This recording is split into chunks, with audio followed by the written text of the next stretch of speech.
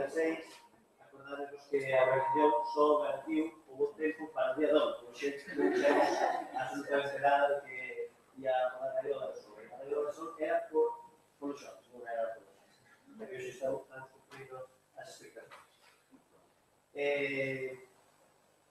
A xornada onde resultou ben, especialmente ben. Eu creo que o traballo de Fernando Ramallo e de Miguel Pereira foi moi interesante, pero ainda máis interesante ou tan interesante como a dos profesores foi ver aquí nesta sala unha rapazada que libremente nos viñeron dicir que pensaban. Eu creo que iso é realmente interesante. En vez de ver datos estatísticos, pues ven los directamente, en vez de ver la ecografía, ven las criaturas, las que aparecen. Para mí, realmente, resultou moi importante ver con quen estamos tratando, de quen estamos tratando. Hoxe, de 10 e cuarto a 12, imos fazer un alto, imos sacar o tren da vía da mocidade das actitudes e imos centrarnos nos recursos, que é algo que eu creo que algo evidente nos encontros, porque nos gusta ver que estamos facendo, que calidad estamos facendo, que estamos, en definitiva, creando. Cando eu estaba preparando unha intervención, que son estas intervencións que estaban a xente está entrando na misa, aquí por parte, evidentemente, vai a decir Eduardo, que a partir de que son as lecturas e a opinión das cousas, a parte que eu estaba preparando, levou a pensar, pois, hai 30 anos, empezamos con o noso lado, xa hai 30 anos. Pensaba nos tantísimos casos que tínhamos naquele momento. Acordarase Marta, por exemplo, de que, ainda que naquele momento non nos pareceran moitos, facer unha campaña para a universidade como o Galego Piqueiras ou da Xunta de Galicia como Padre Galego, ou, bueno, eran campañas analóxicas, pero eran moi potentes, había detrás unha chega económica moi importante. Hoxe en día, non hai que dicir que nin as tres universidades por 5 anos seremos capaces de xuntar o que valeu aquela campaña. Lembro tamén, creo que se me tomaron un ano despois, que unha das accións que tivemos foi na universidade mandar un diccionario de galego e un castelán galego a todos os membros da universidade. Creo que juntamos 100 exemplares de cada e partimos e ainda están algúns virxes nas aldeas sen utilizarse. Pero por que? Porque había cargos, había moita disponibilidade económica, ainda que naquele momento non nos parece así. Non é que non teníamos recursos, pero sí que os teníamos. E vemos, pois, 30 anos. E que pasou nestes 30 anos? Pois algo fundamental, que é a irrupción do mundo digital. Sabes, está, pois aquí, as cousas que Eduardo, despois vai estar Marcos e Xusto para falarnos disso. E o mundo digital deu-nos unha oportunidade. Tínhamos un mundo finito, onde, por moitos medios que tiveses, lógicamente eran limitados, os diccionarios non eran 101, e pasamos un mundo digital que en si mesmo era infinito. E cal é o problema? Onde está o problema, realmente? Pois, o problema vímolo nas dificultades que nós mesmos nos autoimponemos. As administracións se foron autoimponendo. E partimos da idea de que era moi importante facer recursos máis ou menos bons, pero que fosen de propiedade privada desa administración. De tal maneira que era unha especie de mírame, pero non me toques. De tal maneira que, iso vimos no Facebook, no pasado, estábamos no tema de creación de recursos, que hai unha multiplicación de guías de información exclusiva, hai multiplicacións de manuais de estilo, porque nós mesmos nos impuñéramos esa lei de eu fago as cousas para a miña administración, pero a administración do lado non pode nin informar. Ese é un dos nosos grandes pecados, un dos grandes pecados das administracións, de crear recursos limitados. Creo que estes encontros, realmente o capital humano que se concentra aquí, veo a reverter un pouco isto, un moito isto. Vexo na exposición de abaixo, casi con emoción, pois, programas como Apego, ou eu participei o ano pasado como xurado do Club de Debate, e aí hai non son recursos digitais colaborativos, pero son recursos humanos colaborativos, e iso é realmente moi potente.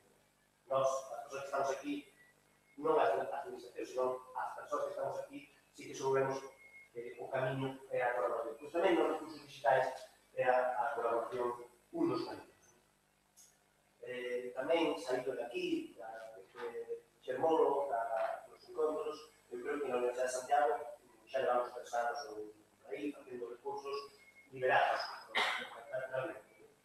Eu creo que outras administracións tamén van por este mesmo camino, que se están dando pasos interesantes.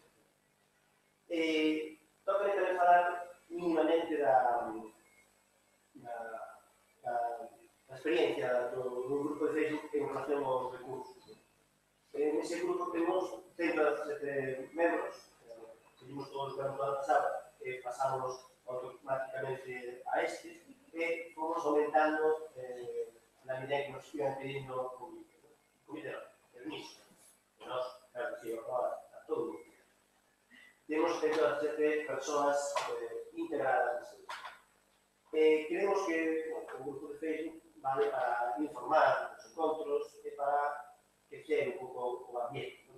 Creemos que eso conseguimos. Por menos que xa nos decir que creemos que conseguimos. É certo que o debate non foi todo o abundante que gustaría, pero para eso estamos aquí. Agora, porque nós fomos dentro ali, pois complementando, non enriquecer. En todo caso, muchísimas gracias a todos que participaron aí, autograbando su vídeo, o contestando preguntas. Eu creo que foi algo novedoso que pode ser interesante. Deses grupos de Facebook saíron algunhas conclusións, certo? Unha delas é que parece ser que interesa os vídeos divulgativos, os vídeos con mensaxes científicas para dar prestigio ao idioma. Outra idea é parece que interesan especialmente as aplicacións de móvil e de tabletas, e dicías ali que as máis conhecidas, as máis recomendadas, que eran as conhecidas. Era o diccionario da Real Academia Galega e Buscatermos, onde había outras. Hai algo incluso máis que...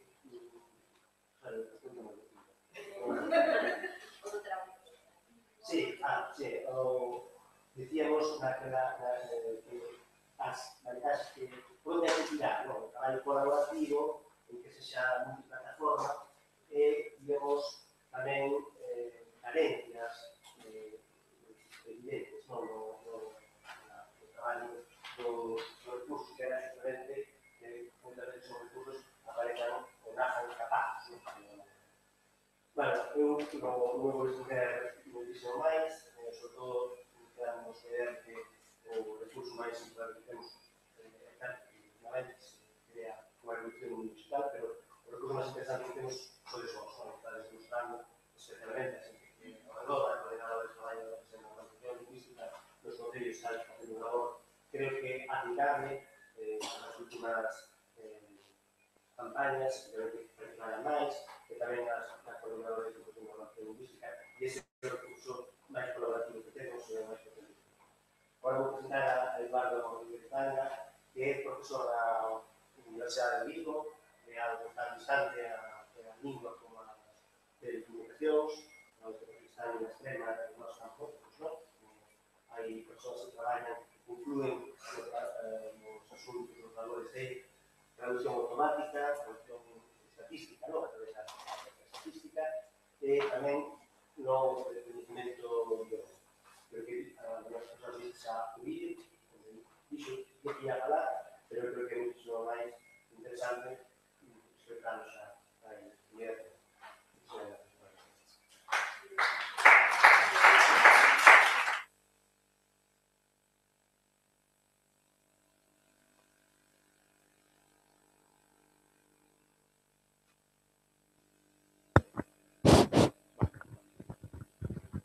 Sí, vai ben. A ver, a presentación.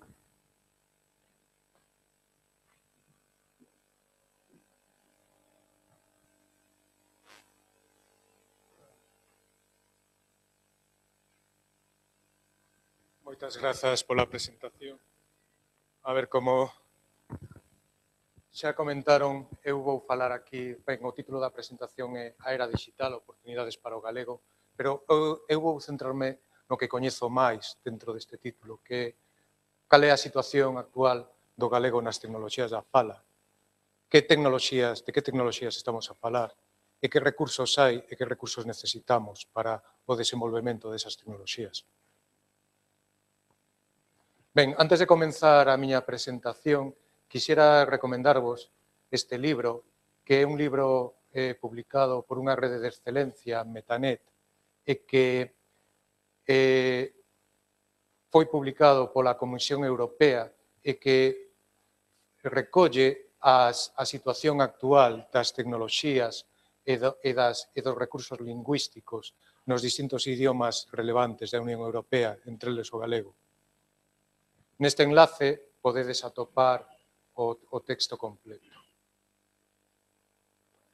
Ben, e xa centrándome na miña presentación, vou falar de tecnoloxías da fala, e dentro destas tecnoloxías podemos atopar o que xa coñecemos máis ou menos todos, que son o recoñecemento da fala, a síntese de voz, aínda que máis que síntese de voz, trata de ser dun texto a un sinal de voz, que é un problema lixeiramente distinto. Os sistemas de diálogo, que é simplemente o interfaz entre as persoas e as máquinas por medio da fala. Sistemas de diálogo, por exemplo, son os que empregan os asistentes virtuales como Siri e Cortana. Vale? E despois falaremos da traducción automática estatística, pero tamén da traducción automática non só de texto a texto, senón de voz a voz, que é un problema bastante máis complexo. Ben, as tecnoloxías da fala pódense ver como a confluencia da lingüística e da enxeñería. Vale? Entón, nos imos empregar técnicas típicas de enxeñería, típicas tamén da enxeñería en distintas ramas, telecomunicacións, informática, inteligencia artificial, vale? E tamén da lingüística.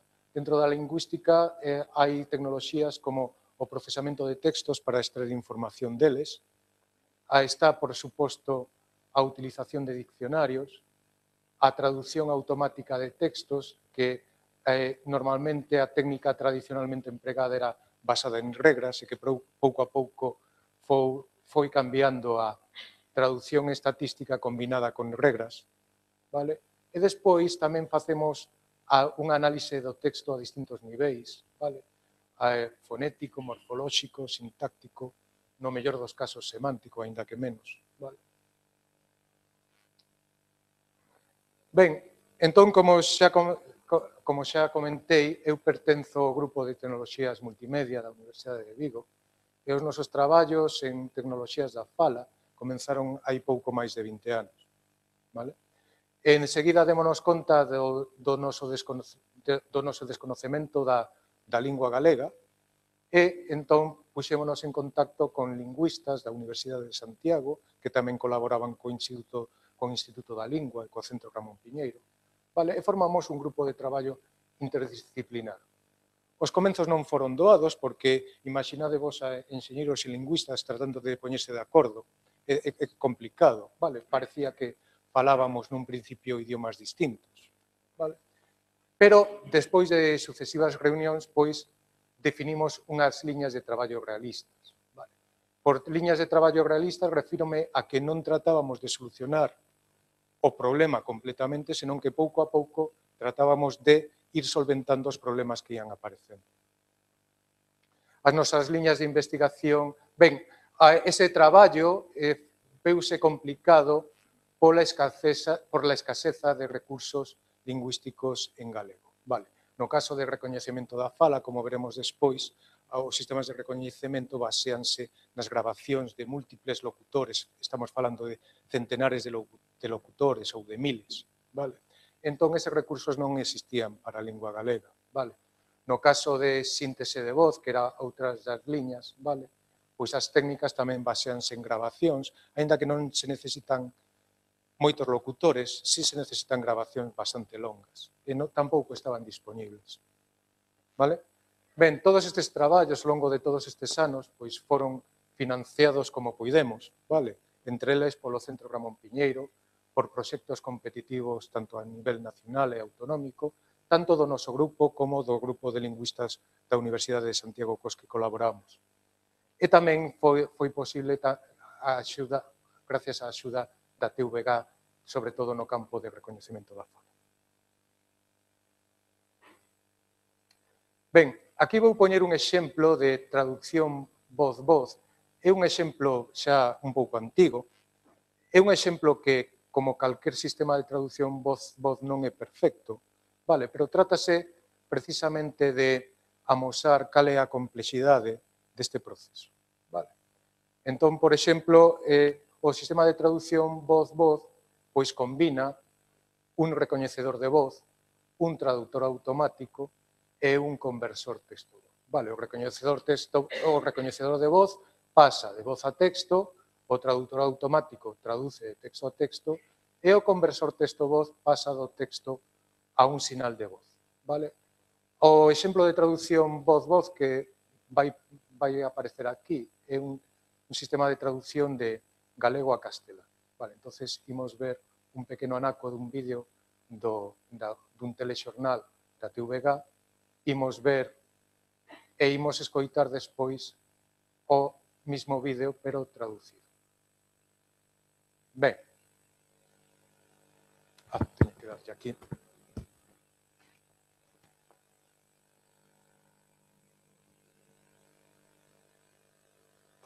Competencia vai investigar se existe concertación de prezos nas gasolineiras. Nas últimas semanas, os prezos do petróleo descenderon de xeito considerable e nos carburantes apenas se nota rebaixa. Competencia tratará de pescudar se iso se debe a que algunhas petroleiras pactan os prezos. A Comisión Nacional da Competencia vai analizar polo miúdo o sector enerxético. Luís Fiuza, como van facer? Ben, ese é o vídeo orixinal e agora está o vídeo traducido, notaredes que a voz é moi diferente, vale? Eso podese arreglar, vale? Pero trátase de que notedes que hai pequenos erros, vale? E despois falaremos diso. Competencia va a investigar si existe concertación de precios en las gasolineras. En las últimas semanas, los precios del petróleo descendieron de xeito considerable y los carburantes apenas notar. Baja Competencia tratará de averiguar si esto se debe a que algunas petroleras pactan los precios. La Conservación de la Competencia va a analizar en detalle el sector energético. Nos Fiuza cómo van a hacer. Vale. Entón, non fai falta que me achegue. Aquí, como veredes, hai toda unha fonte de erros e os erros máis importantes débense a que, primeiro, o recoñecedor non entende o que recoñece. Segundo, o traductor non entende o que traduce. E terceiro, o conversor texto-voz non entende o que di. Vale? Entón, eses son os maiores problemas que temos hoxe en día. Non? Entón, todas as técnicas que empregamos tratan de paliar estes grandes problemas, vale? Que supoño que algún día serán solventados máis ou menos coa axuda da inteligencia artificial. Pero hoxe en día non están solventados todavía. Vale? E despois hai outros problemas adicionais, que son que tanto o recoñecedor como o traductor como o conversor introducen erros. Vale? Entón, calquer erro que se introducido nestas etapas propágase ás outras. Entón, o mellor, se o recoñecedor xa funciona mal, pois a saída do conversor texto-voz non se parece en nada á entrada. Vale? Ben, tamén vos daríades conta de algún problema que estabades escoitando a traducción, pero o son non estaba sincronizado co vídeo. Vale? E, por suposto, vos daríades conta de que a voz do conversor texto-voz non se parecía a da locutora. Vale? Iso hai técnicas tamén que permiten facer que a saída do conversor texto-voz se pareza un pouco máis a locutor original. Aquí está posto a adrede xa.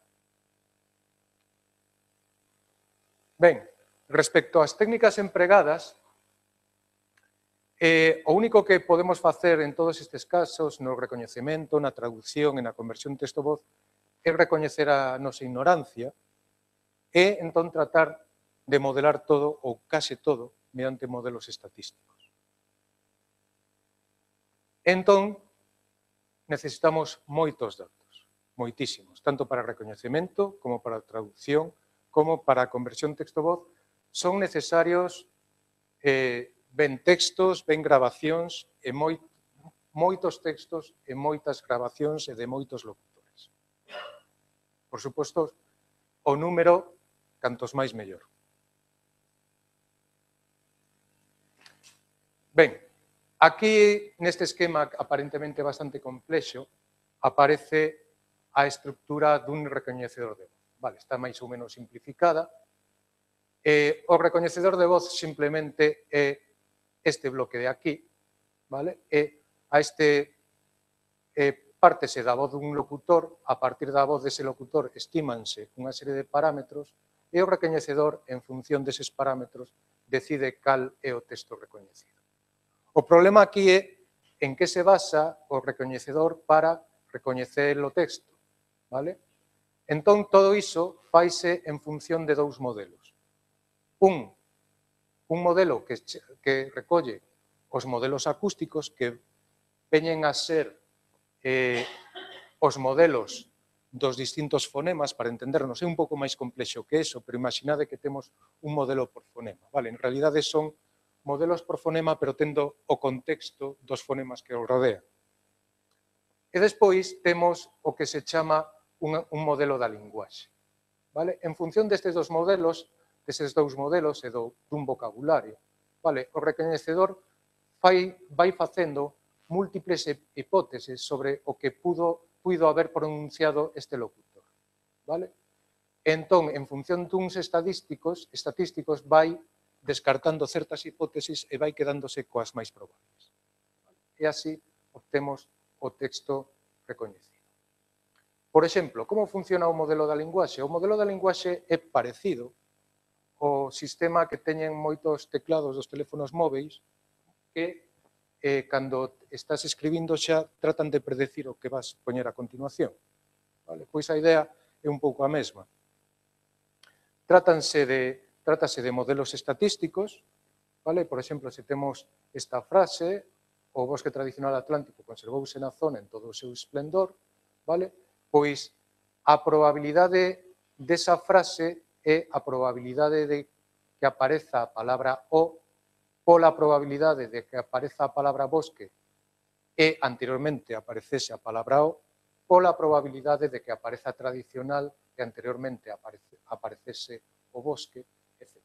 Vale. Todas estas probabilidades estímanse a partir de textos moi longos, vale? Para poder ter unha estima destas probabilidades con certa precisión.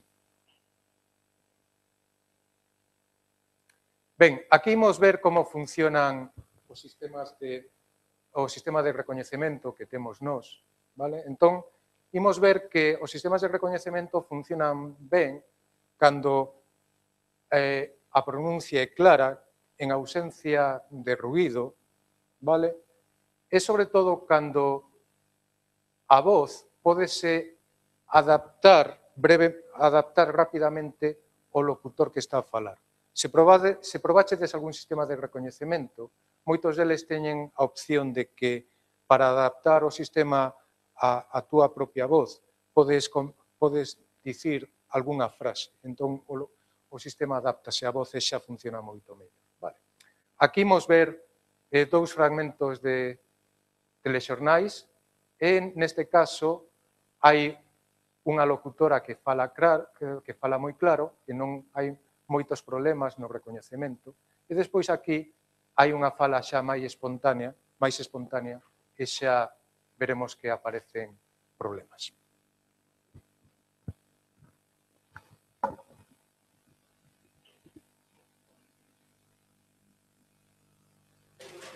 En Galicia o peso medio de residentes ausentes nos municipios é dun 14%. chega ao punto de que nalgúns concellos, principalmente ourensáns, a metade dos censados viven na diáspora. Eles non poderán votar nas municipais, o que pode supoñer un cambio político en distintos consistorios. A pesar disto, o presidente da Federación Galega de Municipios e Provincias cree que todos os concellos aceptan unha reforma que cualifica de realista e inevitable. O grao de participación era bastante baixo, habitualmente, o que quere dicir que o que reflectía era esa realidade de persoas que non se sinten plenamente identificadas con un concello no que, como antes dicíamos, hai casos nos que levan 30 ou 40 anos sin siquiera volver de visita. Vale, ese era o fragmento onde vai bastante ben, e aquí temos o fragmento máis problemático. Un espello no que se miran moitas rapazas que queren emular a traxectoria e a calidade futbolística de Verónica Boquete. A todos nos gustaría xogar o fútbol como xoga Verónica Boquete. Hola, Vero, boas noites. Hola, boas noites. Como levamos este final de ano 2012 tan espectacular para ti, tan estimulante? Pois a verdade é que é unha mágoa que remate, porque para min, sen dúbida, foi o mellor ano da miña carreira deportiva e, bueno, espero voltar para o seguinte dicindo o mesmo. Sabes que a Verónica Boquete de hai algúns anos, de algúnas temporadas, chamábase Elis Franco. Elis Franco está hoxe con nós. Hola, Elis Franco, boas noites. Boas noites, Terio. Xornalista, compañeira de Meiga Audiovisual e exfutbolista. Imagino que seguindo moi de preto a trayectoria de Vero, non? Unha envexa e unha honra absoluta ver a carreira de Vero, que é unha referencia absoluta para as deportistas galegas. E, polo tanto, como digo, é vital para o deporte galego que existe. Ben, xa vedes que vai máis ou menos neste caso, non? Non fai falta que me achegue. Ben, imos falar agora brevemente do que... Non sei como vou de tempo. Quedanme 10 minutos. Vale, pois vou rapidiño. Temos aquí un sistema de conversión texto-voz. O sistema de conversión texto-voz o que trata de facer é, a partir do texto, xerar un sinal de voz que trata de emular como lería un texto unha persoa. Vale? Entón, a xeración do sinal de voz faise de acordo coa información fonética que extraese tras un complexo análisis do texto e a partir da información prosódica. A información prosódica basicamente é a entoación, a duración dos sons e a súa enerxía. Ben, saltome esta porque non é un pouco complicada, que levaríame tempo, e pasamos xa a ver ata que punto, por exemplo, é relevante a prosodia e ata que punto é relevante a entoación. A entoación non é máis que a variación do que se chama a frecuencia fundamental, que é a frecuencia de vibración das nosas cordas vogais. Vale? Entón, nunha frase, cando falamos, a nosa frecuencia fundamental vai variando de acordo co contido da frase.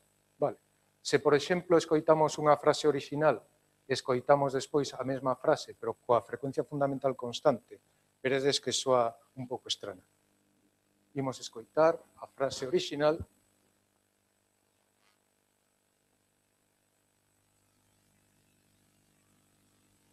Coidar os dentes, a cabalo entre a saúde e a estética.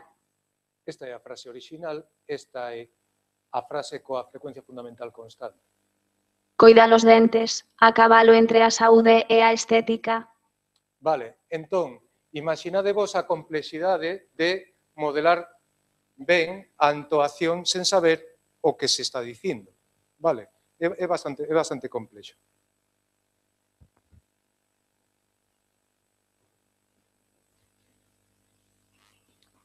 Ben, a xeración do sinal de voz faise... Ben, existen distintas técnicas, pero as técnicas máis empregadas son partindo de longas grabacións dun locutor. Vale? E entón, partindo desas grabacións, hai dúas formas. Ou ben seleccionar anacos da grabación e tratar de pegalos sen que se produzan discontinuidades e despois axustando a duración dos sons e a frecuencia fundamental os valores desexados, ou ben empregando modelos estatísticos que son estimados a partir desas grabacións. Vale? En todo caso, fan falta grabacións e, ademais, non grabacións, senón que fan falta grabacións etiquetadas a nivel fonético. Por exemplo, aquí mostrase un fragmento de voz e aquí as correspondentes etiquetas fonéticas. Vale? Imaginade que temos 10.000 frases e que hai que etiquetalas fonéticamente. Vale? E se pretendemos facelo dende cero, é imposible, é inmanexable. Vale? Entón, aquí o que se emprega de novo son as técnicas de recoñecemento de fala para facer unha etiquetaxe e despois, no mellor dos casos, se dispón de persoal para facer unha pequena revisión, pois tratar de detectar casos que se alonxen moito do esperado e tratar de revisar eses casos manualmente. Ben, aquí está, este é o mesmo exemplo que puxen no meu vídeo, que é a páxina web do noso sistema de conversión texto-voz para castelán e para galego, vale? Dispón de varios locutores, vale? Ben, imos escoitalo, o que queira probalo pode acceder a esta web e teclear o texto que queira e despois pode escoitalo. Estes días atrás tivemos problemas, ou sexa que se non funciona, probade outro día, pero onte funcionaba, vale?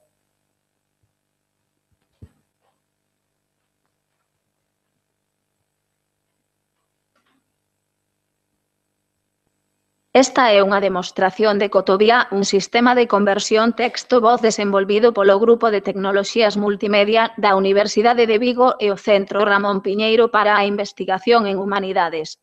Cotovía é agora un sistema de código aberto que dispón de varias voces.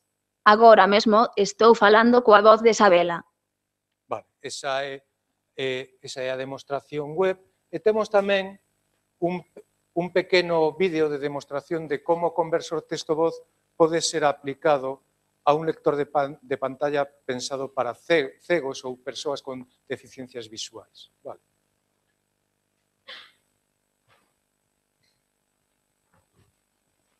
Lector da pantalla Orca. Preferencias. Preferencias do Orca.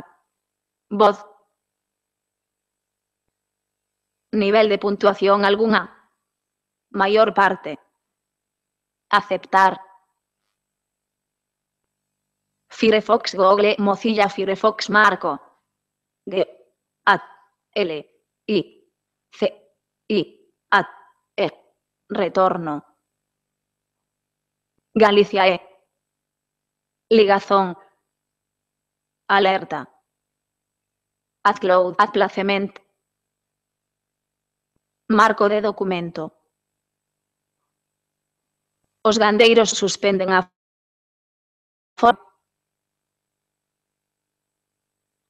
Imos profundar na negociación a ver que corpo toma, sinalaron. Vale, vou deixalo aquí, senón... Apuntes.ot, LibreOffice WRiter. Vale, deixo. O lápis do carpinteiro é unha novela do escritor galego Manuel Rivas.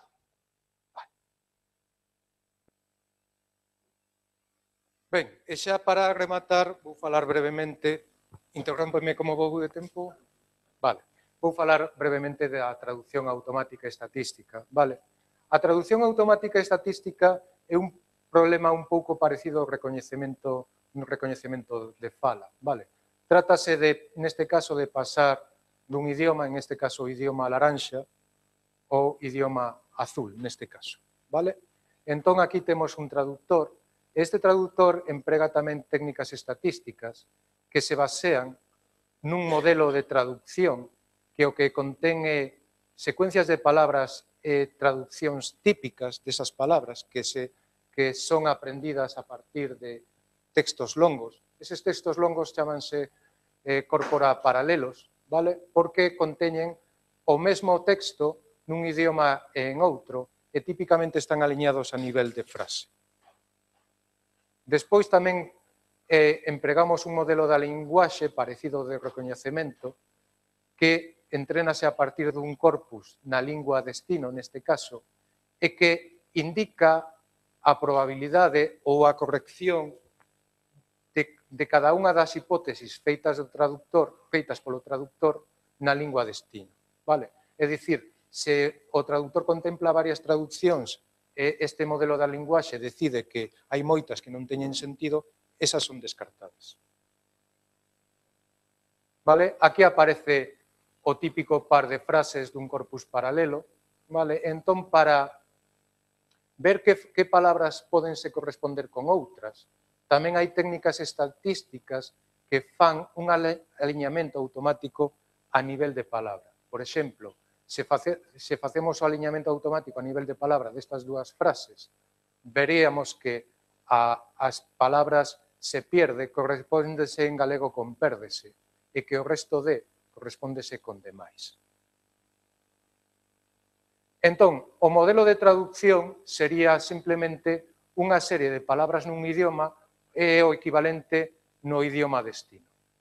E o modelo de linguaxe é unha serie de palabras que poden ser palabras ailladas ou secuencias de palabras que teñen unha probabilidade asociada. Tanto os números que aparecen aquí como os que aparecen aquí están relacionados coa probabilidade. Vale. Como tanto o modelo de traducción apréndese de forma automática, non está libre de erros. Vale. Entón, aquí veredes que, en este caso, a palabra órganos pode traducirse como comida lixeira a media mañá. Vale. E iso é porque no texto paralelo aliñáronse esas secuencias de palabras.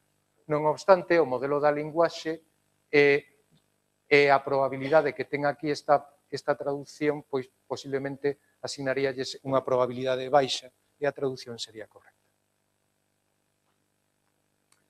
Ben, cando se quere pasar dun idioma, por exemplo, do galego, por exemplo, ao inglés, vale? E non temos un traductor galego-inglés, podese pasar, por exemplo, a través dunha lingua pivote, unha lingua intermedia, que pode ser, por exemplo, o castelán. Vale? Entón, aquí amosamos como, ben, neste caso pásase ao inglés e despois ao castelán. Vale? Este é un caso máis ou menos real, vale? Está un pouco retocado, vale? Para que a traducción teña un pouco máis de sentido. E vemos como o pasar da lingua orixinal a lingua pivote, que neste caso o inglés, pois xa perde certo sentido. E cando se pasa ao castelán, pois perde todo o sentido. Vale? Entón, a cuestión é se isto se está a empregar. Ben, isto emprégase, e sospeito, que sucede no caso de traducción do sistema de Google de castelán a galego. Vale? É dicir, aquí temos en castelán, en medio del debate desatado en Podemos, e a traducción é curiosa, no medio do debate desencadeado na lata. Vale? Que pasou aquí? Ben, se vemos a traducción desta frase ao inglés, entón entenderémolo. Podemos traducirlo como can, e can en inglés pode ser lata. Vale? Iso é o que está a pasar. Vale? Entón, moitas veces, cando hai traducións a múltiples linguas, emprégase o que se chama a lingua pivote. Ben, e cando falamos de datos, de recursos para traducción automática estatística, de que estamos a falar? De que tamaño de corpus paralelo estamos a falar? Ben, pois, como dous exemplos de corpora paralelos están un que recolle as actas do Parlamento Europeo do ano 96 hasta o 2011 e que en castelán, 21 idiomas europeos, non está o galego, vale? E que en castelán ten uns 54 millóns de palabras. Vale? Tamén están arquivos da ONU, que están en inglés, francés e castelán, que teñen en inglés uns 58 millóns de palabras. Vale? E non son corporas moi grandes. Respecto aos corpora monolingües, os que se empregan para estimar as probabilidades das modelos do linguaxe, ben, entre os máis grandes, temos o Spanish Gigaword, que ten, estas son miles de palabras, entón, como vemos, hai 1.148 millóns de palabras en castelán. En inglés andan por cerca dos 3.000 millóns de palabras. Ben, a cuestión é, por suposto, en galego non hai nada comparable, vale? Hai algunha cousa, Vale? Non hai moita, entre outras cousas, non hai moitas cousas porque non hai moitas fontes dispoñibles. E moitas veces, se hai fontes, non temos os permisos para empregalos. Vale? Entón, un dos corpus paralelos que hai, pero que é bastante reducido, é o corpus paralelo da Universidade de Vigo, ao que podedes acceder aquí. Vale? E nós, para os nosos traballos, tamén empregamos algunhas outras fontes, como é o DOGA.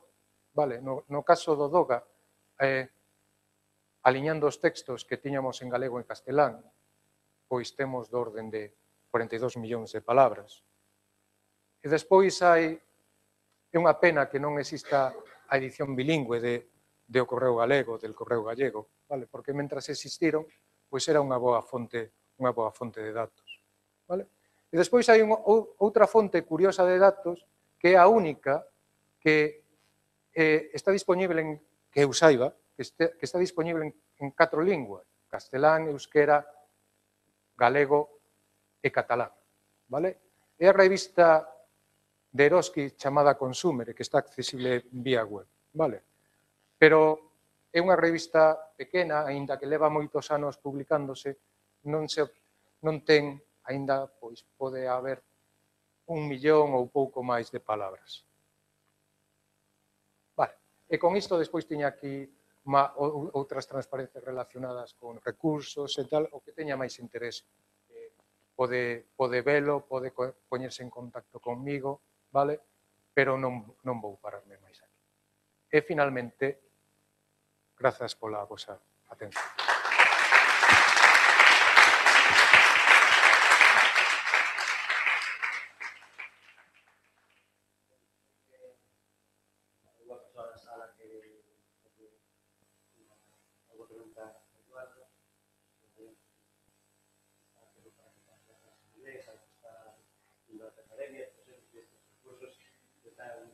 Para sustituir as clases de inglés.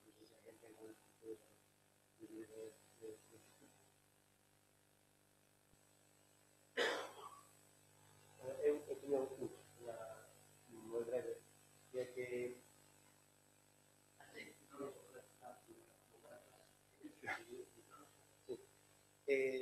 vexo que falas da traducción automática en base estatística, en base matemática. Había tempo que había unha liña, ¿no? Que era a traducción automática en base lingüística, sintácticamente, semánticamente, períodos e as poñían noutra lingua. Esa vía de traducción quedou en... Non está abandonada, pero o que pasa é que a traducción baseada en regras é viable, sobre todo se as linguas son parecidas. Por exemplo, entre galego e castelán, un sistema basado en reglas, como hai moitos disponibles, vale? Funciona ben.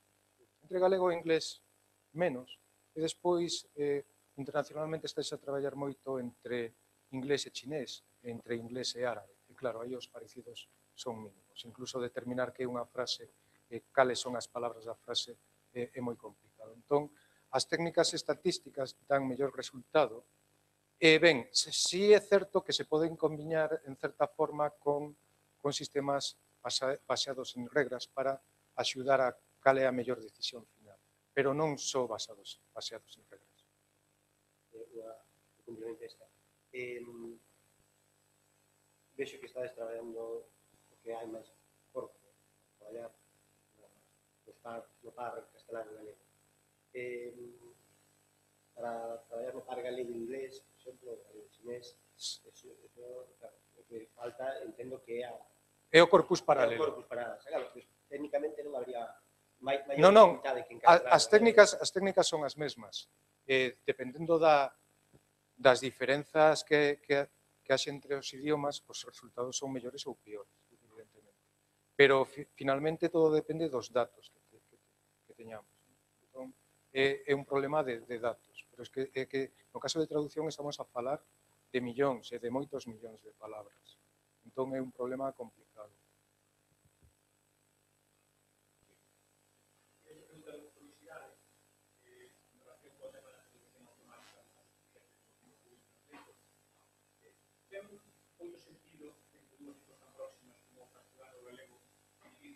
Non non ten ningún sentido. A ver, eu non teño a certeza de que se empregue o inglés como lingua pivote, pero sospeito que sí.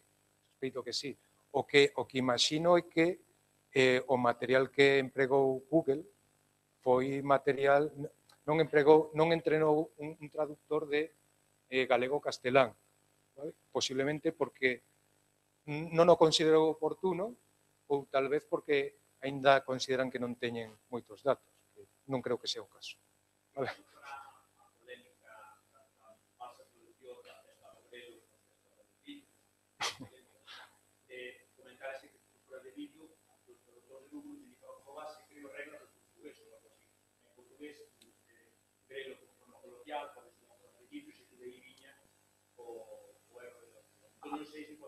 A ver, eu provei esta mesma frase que puxen aquí para o caso do portugués. En ese caso, Podemos traducíalo como nos podemos, que imagino que é o partido, non sei, ou mellor equivoco, é un partido análogo que hai en Portugal. Entón, nese caso, parece que a traducción entre castelán e portugués se basea directamente nun corpus paralelo e non fai o paso a través do inglés. Pero son todas suposicións.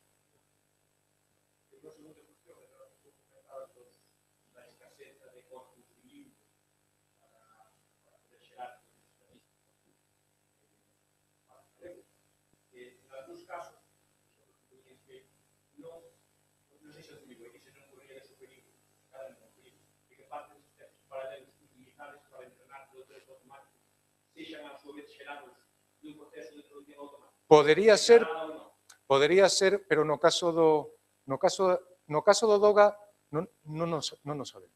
No caso do Doga non nos sabemos.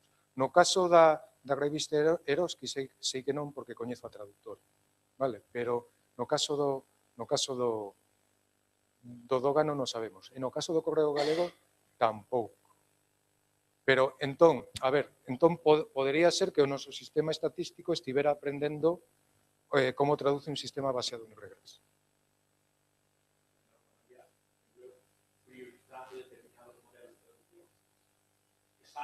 Sí.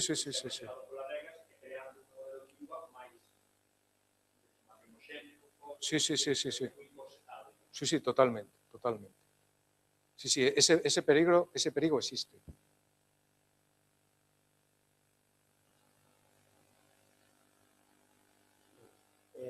Agora, como deixado aquí,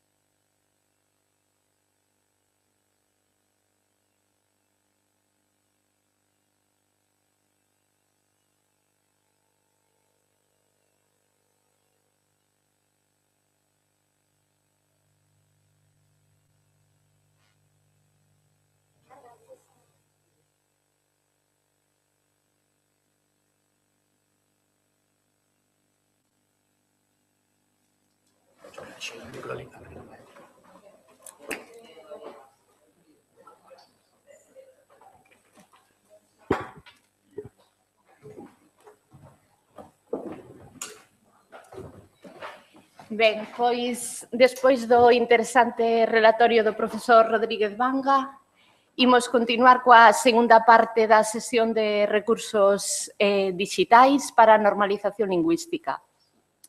Con todos os matices e precisións que irades engadir, penso que pode dicirse que a era digital supón unha oportunidade para a normalización de idiomas minorizados como o noso, e Internet en concreto é unha estupenda plataforma para a súa difusión.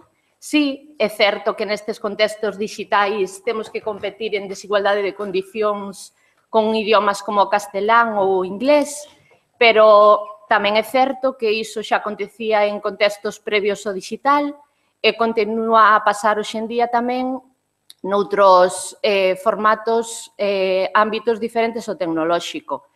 E, dende logo, a maior versatilidade, accesibilidade, ergonomía do formato digital fronte ao analóxico, incluso o menor custo de produción, nalgúns casos, son fortalezas evidentes que penso que debemos aproveitar a noso favor. Por outra parte, tamén temos que ter en conta que o destinatario final destas ferramentas, sobre todo se estamos a falar de usuarios especializados e profesionais, cando accede á rede, non só busca accesibilidade, ergonomía e cantidade, senón que demanda, sobre todo, calidade. É dicir, quere ferramentas con contidos rigorosos que lle axuden a resolver unha necesidade puntual do xeito máis eficiente posible. E nós, en concreto, os traballadores da normalización lingüística, como usuarios especializados, temos como dúas funcións, por decirlo así. Somos usuarios, usamos as ferramentas para uso particular, pero tamén somos intermediarios. Temos que localizalas, seleccionalas e describilas antes de recomendarlas ou poñelas ao dispor da comunidade, polo que necesitamos criterios, pautas de avaliación que nos axuden a identificar e a seleccionar aquelas máis útiles. Bueno, conscientes desta necesidade, desta eiva, penso tamén, pois nesta edición dos encontros quixemos comezar este camiño da análise cualitativa e escollemos para esta primeira ocasión dous ámbitos, o tecnolóxico, por un lado, e o lexicográfico, por outro. E convidamos a dous expertos nestas materias, como son Marcus Fernández e Xusto Rodríguez, para que nos falen das eivas e fortalezas que les detectan nestes eidos e, sobre todo, para que nos propoñan pautas, criterios que, como dixen, nos axuden a identificar e seleccionar aquelas ferramentas que poden resultarnos máis útiles para desenvolver un traballo eficaz e, sobre todo, eficiente para a nosa causa, a normalización do idioma, en última instancia. Non vou estenderme máis, non lle roubo máis tempo, paso a presentárvolos moi brevemente, aínda que penso que son sobradamente coñecidos xa por todos nós. Primeiro vai falar Marcus Fernández do ámbito tecnolóxico. Marcus ten formación en informática, é unha ampla experiencia profesional no mundo da internet, participou en iniciativas pioneiras da Rede Galega, en asociacións de referencia neste ámbito, como ISOGAL, EGANET ou a Asociación.gal, é un dos promotores da posta en marcha do dominio.gal. É administrador e redactor do sitio web de Código Cero, que, como sabedes, é o diario de novas tecnolóxicas de Galicia. Durante case 3 anos tamén compatibilizou estas funcións con labores técnicos en Código TV, que era unha iniciativa de televisión local en Compostela. Mantén, ademais, o blog personal marcus.gal de contidos tecnolóxicos e colabora con distintos medios de comunicación como Luces, Tempos Novos, Radio Galega, Televisión de Galicia, etc.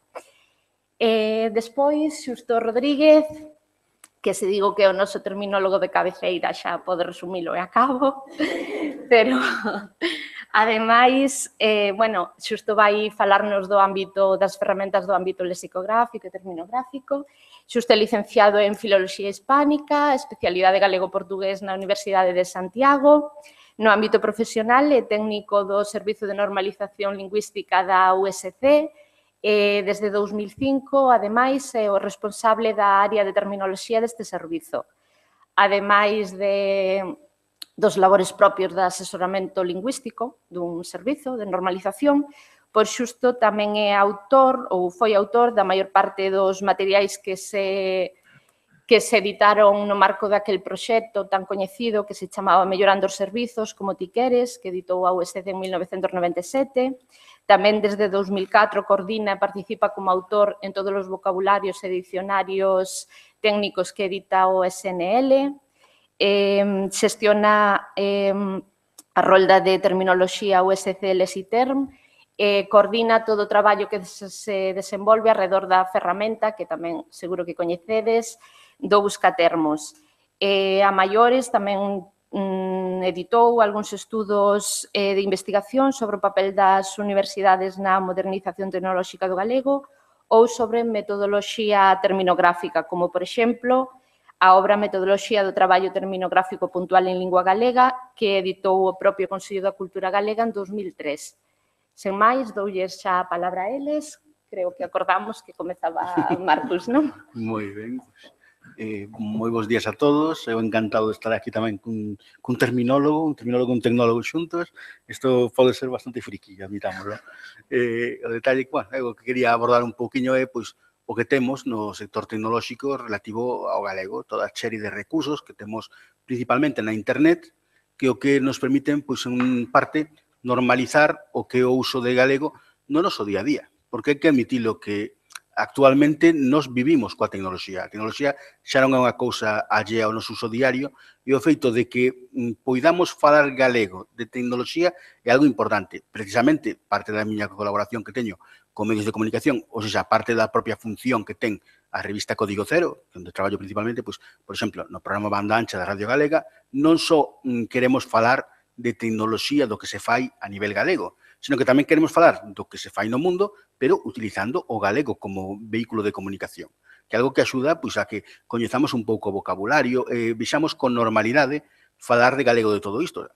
Como, por exemplo, no instituto poder dar a clase de matemáticas en galego, que eu tive a sorte de poder recibir así, e que despois non nos pareza raro escoitar as cousas na nosa lingua. O sea, que realmente iso é algo que convén. E precisamente nisto, pois, cando se empezou con todo o mundo da informática, tiñamos un atranco moi importante, que era que nós, antes do contexto actual, no que agora estamos todos con smartphones, tabletas e todo isto, o centro de todo era o ordenador. E cando nos sentábamos nun ordenador, tiñamos todo, ou en español ou en inglés. Non había nada en galego. E os sistemas operativos, por sorte, despois de moitísimos anos de presión, o que se conseguiu é que empezaran a localizarse ao galego. É unha cousa que non chegou hai tanto tempo. Se botamos un pouco a vista atrás, a primeira versión de Windows, que é o sistema operativo utilizado masivamente, hai que recoñecer, ainda que existan outras alternativas, pois o que temos é que o primeiro Windows que tivo a posibilidade de poñerse en galego foi o Windows XP, que, bueno, neste momento xa está desfasado, xa non ten soporte de Microsoft, pero hai que recoñecer que antes xa tivemos Windows 1, Windows 2, Windows 3, 3.1, 3.11, 2000, realmente pasamos por moitísimas versións antes de chegar a este Windows, que para moitos foi o primeiro, pero realmente xa tiña moita carreira por detrás de xente dicindo, a ver, cando ides facer un Windows en galego. Pero o que pasa é que Windows XP non chegou a sair nunca en galego. Realmente o que pasaba era que ti mercabas o sistema operativo en español e despois descargabas un paquete que che convertía o sistema operativo en galego. Iso é un atranco gigantesco, porque xa non só tes que facelo ti voluntariamente, senón que tes que saber que se pode facer.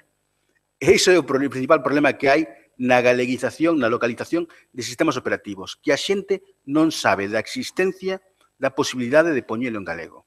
Cando foron avanzando as distintas versións de Windows, despois xa con Windows Vista mellores un pouco, pero xa a partir igual de Windows 7 veus un pouco máis que algún fabricante no momento de instalar incluso deixábache elixir o galego, pero creo que esa opción a meteron prácticamente en equipos mercados pola administración pública. Eu non o vi nunca nun equipo particular.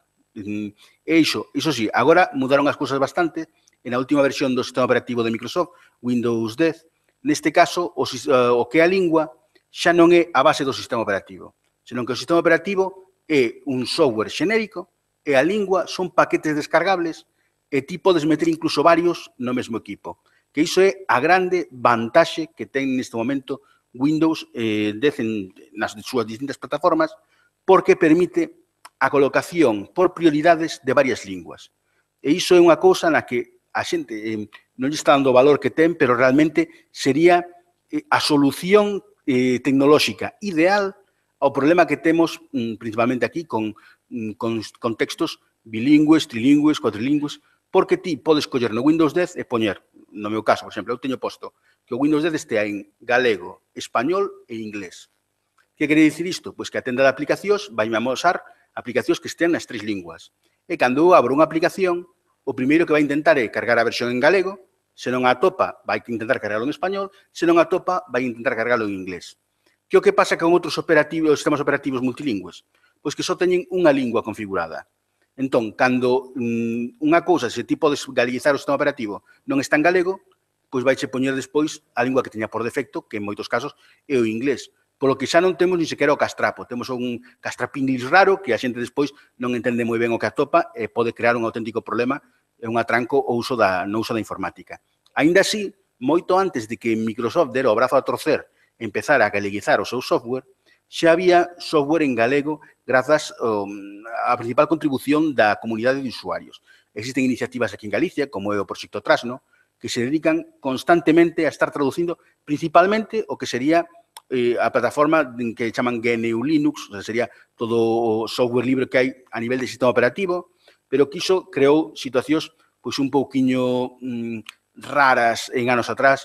Por exemplo, hubo unha especie de competición por ver quen facía o Linux en galego, pero claro, que iso é ridículo. O sea, Linux non é unha cousa única, son moitas, cada un pode poñelo como lle dé a gana, e todo o mundo pode poñer todo en galego. O sea, non é un atranco, non ten por que sacar a xunta unha versión de Linux en galego, porque calquera Linux pode poñerse en galego casi con total normalidade, e de feito, as distribucións casi todas que hai están galeguizadas, e o esforzo, que sí que é o que fai precisamente Trasno, non é sacar un Linux en galego, senón galeguizar as aplicacións e os contornos gráficos, que no caso do Linux os máis importantes pois serían GNOME e KDE.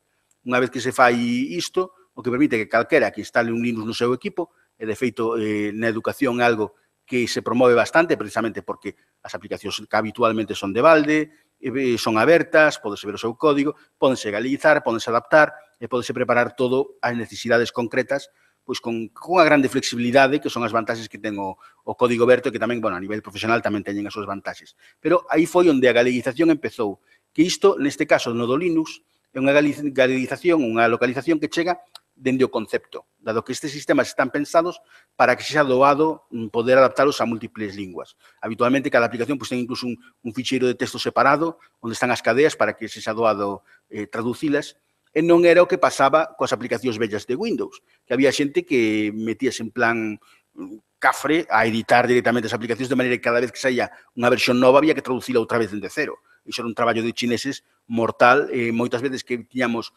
algunha aplicación por aí en galego estaba feita por unha maneira moi pedestre e moi problemática de levar a cabo. Aínda así, para poder avanzar no uso na informática do galego, temos que hai que galeguizar como mínimo as principais ferramentas. Eu creo que niso coincidiremos todos que o que máis se utiliza como mínimo no contorno laboral, e no ámbito doméstico tamén bastante, son os paquetes ofimáticos. O sea, serían o Word, o Excel, o PowerPoint, ferramentas que se utilizan no día a día para o traballo e que é preciso que as poidamos ter en galego para poder utilizar precisamente todo ese vocabulario tamén en galego e cando escribamos en galego que non atopemos que as instruccións que nos pon o ordenador están noutra lingua, porque sería como estar mesturando linguas sen vir a conto. E iso, a verdade é que é algo que tamén tardaron moitísimos anos en facer. A primeira versión de Office que houve en galego foi a de 2013, e ademais aquí volvese a repetir o problema de sempre.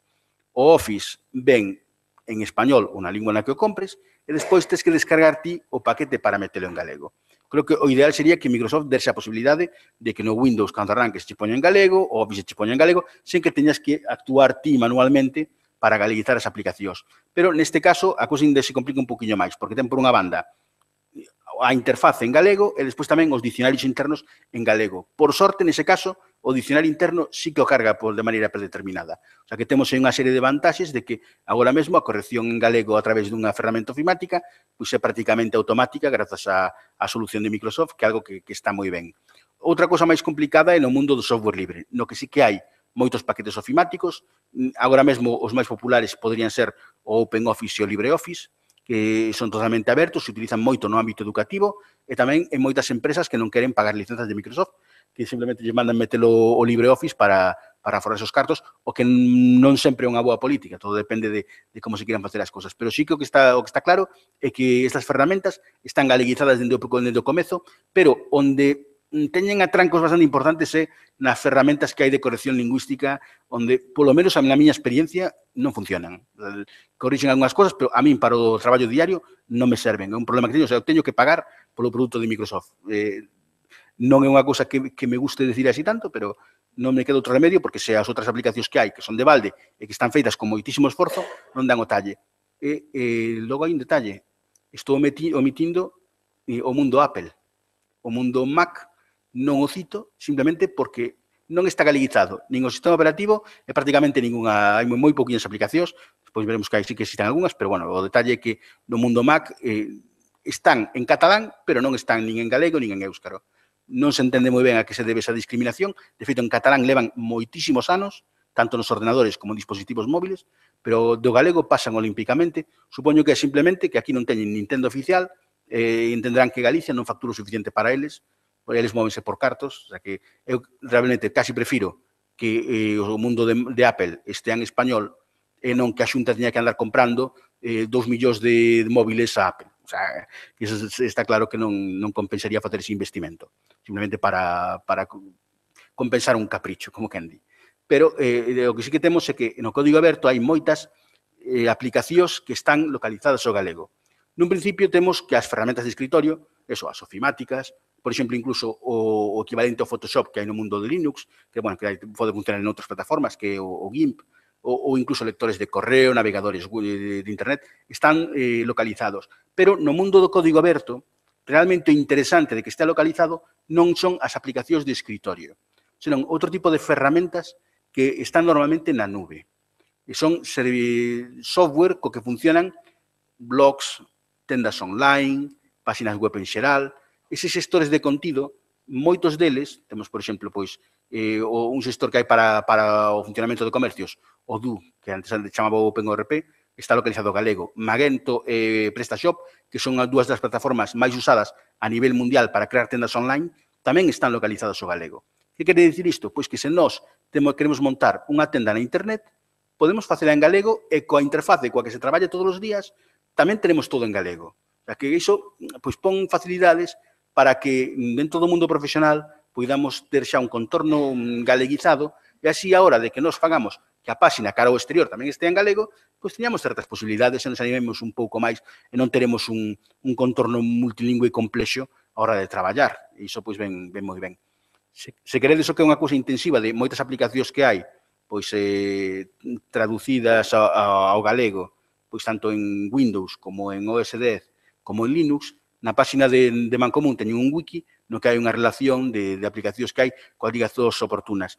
Que o que pasa con casi todos estes recursos? Que hai que andar actualizándoos constantemente. Por que? Pois porque a meirande parte das traducións de aplicacións que houbo, sí, existiron un día determinado, pero a min de que me serve que estea traducido unha aplicación como Winamp ao galego? Esa aplicación hai unha barbaridade de anos que non a usa ninguén. E moitas veces desas aplicacións as intentas meter nun sistema operativo moderno e non cargan.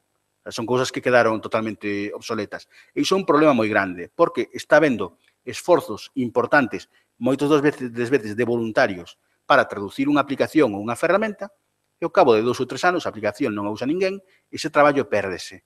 E moitas veces incluso é que a aplicación evoluciona, e como non seguen unhas pautas moi regradas, pois é un esforzo que vai un poquinho polo sumidoiro, e iso en parte é unha pequena mágoa. E logo, para normalizar o uso de galego, precisamente cando creamos contidos, cando escribimos, temos que moitas veces preciso uso de correctores. Temos que no Word, pois xa ven incorporado un, pero tamén hai outros online, temos bastantes solucións. No Word, inicialmente, había que cargar o dicionario de galego externamente partindo dun módulo que desenvolveron dende Imagine e que se poñía na súa página web a descargar, que era o 2003, funcionaba no Office 2000 e no 2003. Pero que agora xa ven no propio Office. Pero unha cousa que vos digo aí, por se queredes, se non pagades polo Office, en algún momento queredes tirar proveito do corrector, hai un truquiño moi doado, é que o Office, dende hai tempo, ten versión online e que na grande parte das prestacións son de balde. O sea, que nos entramos na versión online do PowerPoint, do Excel ou do Office e marcamos que o texto que temos na pantalla está en galego, vai nos corrixir directamente os erros máis importantes que atope. E, polo menos, para un repaso así rápido para detectar algún fallo, pois ven bastante ben poder aproveitar a versión online e así pois non hai ni siquiera por que pagar esas cotas mensuais do Office, que realmente está ben. Ainda que hai moita xente que actualmente prefire pagar polo Office porque ven con máis servizos engadidos, venche con Tera na nube e máis cousas que a veces compensa porque aparte se pode conseguir baratiño por aí adiante. Eso xa depende de cada un. Logo, antes falábamos dos traductores automáticos e non podo deixar de pensar de comentar pois que sí, que ainda que estas plataformas habitualmente o que son un festival do humor que poden nos dar así algún titular bastante simpático, pois o detalle é que realmente facilita moito pois o que sería a creación de contidos en galego, de que sexa para crear un borrador rápido. Probablemente o que máis éxito está a ter últimamente é o Gallo, que está na página web da Xunta, que antes estaba en xunta.es/traductor, e que agora temos en traductorgallo.xunta.gal, por fin a Xunta adoptou o dominio.gal como principal, moi contento que estou, pero logo a maiores temos outras plataformas como OpenTrad, que se desenvolveu precisamente dende as universidades galegas para mover todo isto da traducción, o propio traductor de Google, funcione como funcione, que a verdade é que fai tamén moitas das súas, pero estas solucións, por exemplo, a do OpenTrad, ten certos valores engadidos que son interesantes de comentar, como o feito de que non só traduce texto plano e páxinas web, senón que tamén podes remitir, ainda que un servizo de pagamento, documentos. O sea, ti podes mandar documentos de Word e devolveche os documentos de Word no mesmo formato, coas fotos e con todo, traducido ao galego. Ya que despois o teñas que editar, pois mira, é un traballo bastante grande que pode aforrar e todo isto ven moi ben. E logo, un recurso que era moi desexado durante anos era a existencia de dicionarios online de galego. Dis, pero xa hai dicionarios online de galego desde sempre. Bueno, non sei se lembrades cando foi a última reforma da normativa do galego, pero eu creo que debemos quedar igual 5 ou 6 anos sen que entre que houve actualización da normativa ata que saiu o dicionario novo online.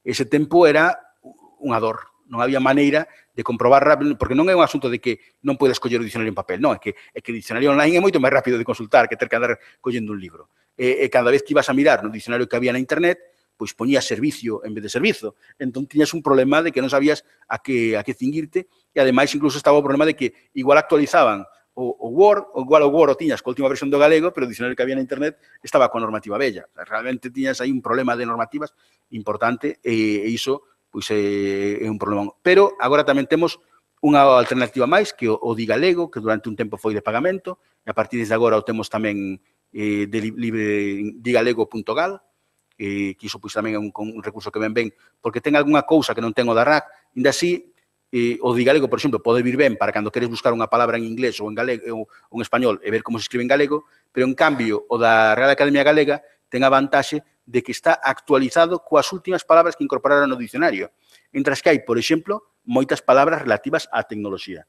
Que son unha cosa, foron metendo palabras, cosas como todo relativo a Twitter, a Facebook, todo redes sociais, pois o van metendo nese dicionario e no Digalego non, porque o Digalego está baseado na última edición impresa que sacou Irindo, o que tamén é un problema de cara á súa actualización. E destes dicionarios, incluso online, algún dicionario de galego, o Digatic, por exemplo, especializados precisamente en tecnoloxía. O sea, que temos todo un vocabulario tecnolóxico que nos ven moi ben. E logo, o que sí que temos unha situación rara é cando queremos navegar por internet e mirar as ferramentas que temos, porque non están todas na mesma altura. O sea, o Internet Explorer, como Windows está en galego, o temos en galego, o Edge, que é o novo navegador de Microsoft, tamén está en galego, o Firefox está en galego, pero o Chrome de Google non está en galego.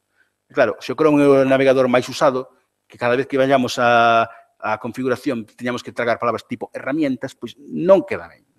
A min iso é unha cousa que me molesta bastante o de que Google aposta polas linguas mal e tarde. por exemplo, o Gmail tardou máis dunha década prácticamente en traducir o galego, e a xente xa tiñan os textos para aplicar durante moitísimos anos, tardaron moito en metelo, e co navegador non se sabe por que non o meten aínda, pero hai moitos anos que podía estar, porque aparte para as 4 cadeas de texto que ten o Chrome non ten ningún sentido que non estea na nosa lingua. E ainda así, hai unha campaña que o que está pedindo é que os usuarios de Chrome non é que poñan o Chrome en galego, senón que configuren o Chrome para que se configure, para que se identifique ante a Internet como que está en galego. Poño aí a ligazón, se queredes copiar, pero esa campaña o que busca é que nos poñamos o navegador como que está en galego por un detalle, porque así cada vez que entres con unha página web que detecta a lingua e que che amosa o contido segundo a lingua que esteas, daralle prioridade ao galego, e logo cada vez que entres nun medio de comunicación ou en calquera página que utilice estatísticas, vai registrarse o acceso de alguén que usa un navegador en galego.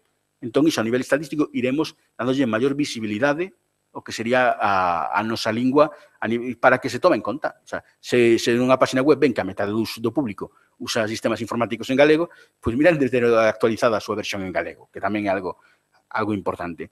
E os buscadores, bueno, que agora prácticamente só hai 2 buscadores no mundo, son os que temos, e por sorte están os 2 localizados o galego, como serían Bing e Google, o sea que aí non temos grande problema.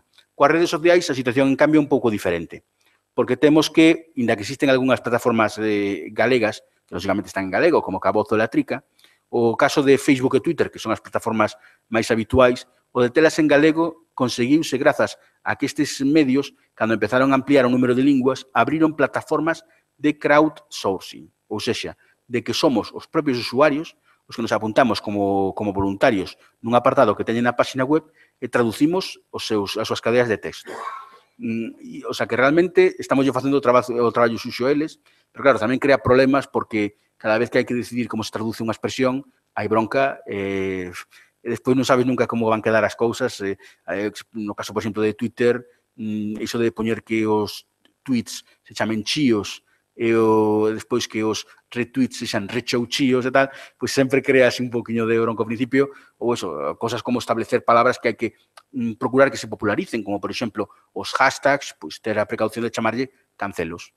E claro, a xente di, pero que é iso dun cancelo? Claro, se non os escoitas todos os días, non te sonaría raro, pero se sempre andas escoitando hashtag e trending topic, pois nunca dis tendencia a cancelo. Esas cousas, pois hai que procurar introducilas no noso día a día para normalizar a lingua, que é o que importa nestes casos.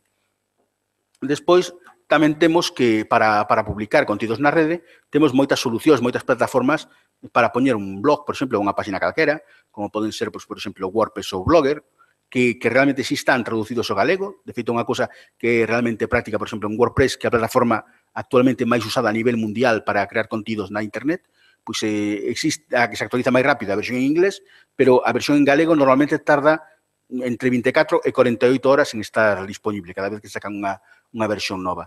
De feito, a última que saiu esta mesma semana, saiu automáticamente en todas as linguas a vez. O sea, son as actualizacións pequenas as que tardan unhas horas en sair en galego. O feito de ter toda unha plataforma, todo un motor que move a mirande parte das páxinas do web do mundo en galego está moi ben. Inda que logo, aquí en Galicia tivemos a fortuna de que cando os blogs non eran tan populares, pois surdiron plataformas como Blogaliza e Blogoteca, que eran máis ben creadas internamente, que facilitaban o uso do galego na internet e que ofrecían tamén hospedaxe, todo iso, que, bueno, inda que siguen en activo, non teñen o peso que teñen os grandes, como son Blogger e WordPress, porque teñen detrás empresas moi importantes que son realmente o sustento de boa parte dos contidos da rede.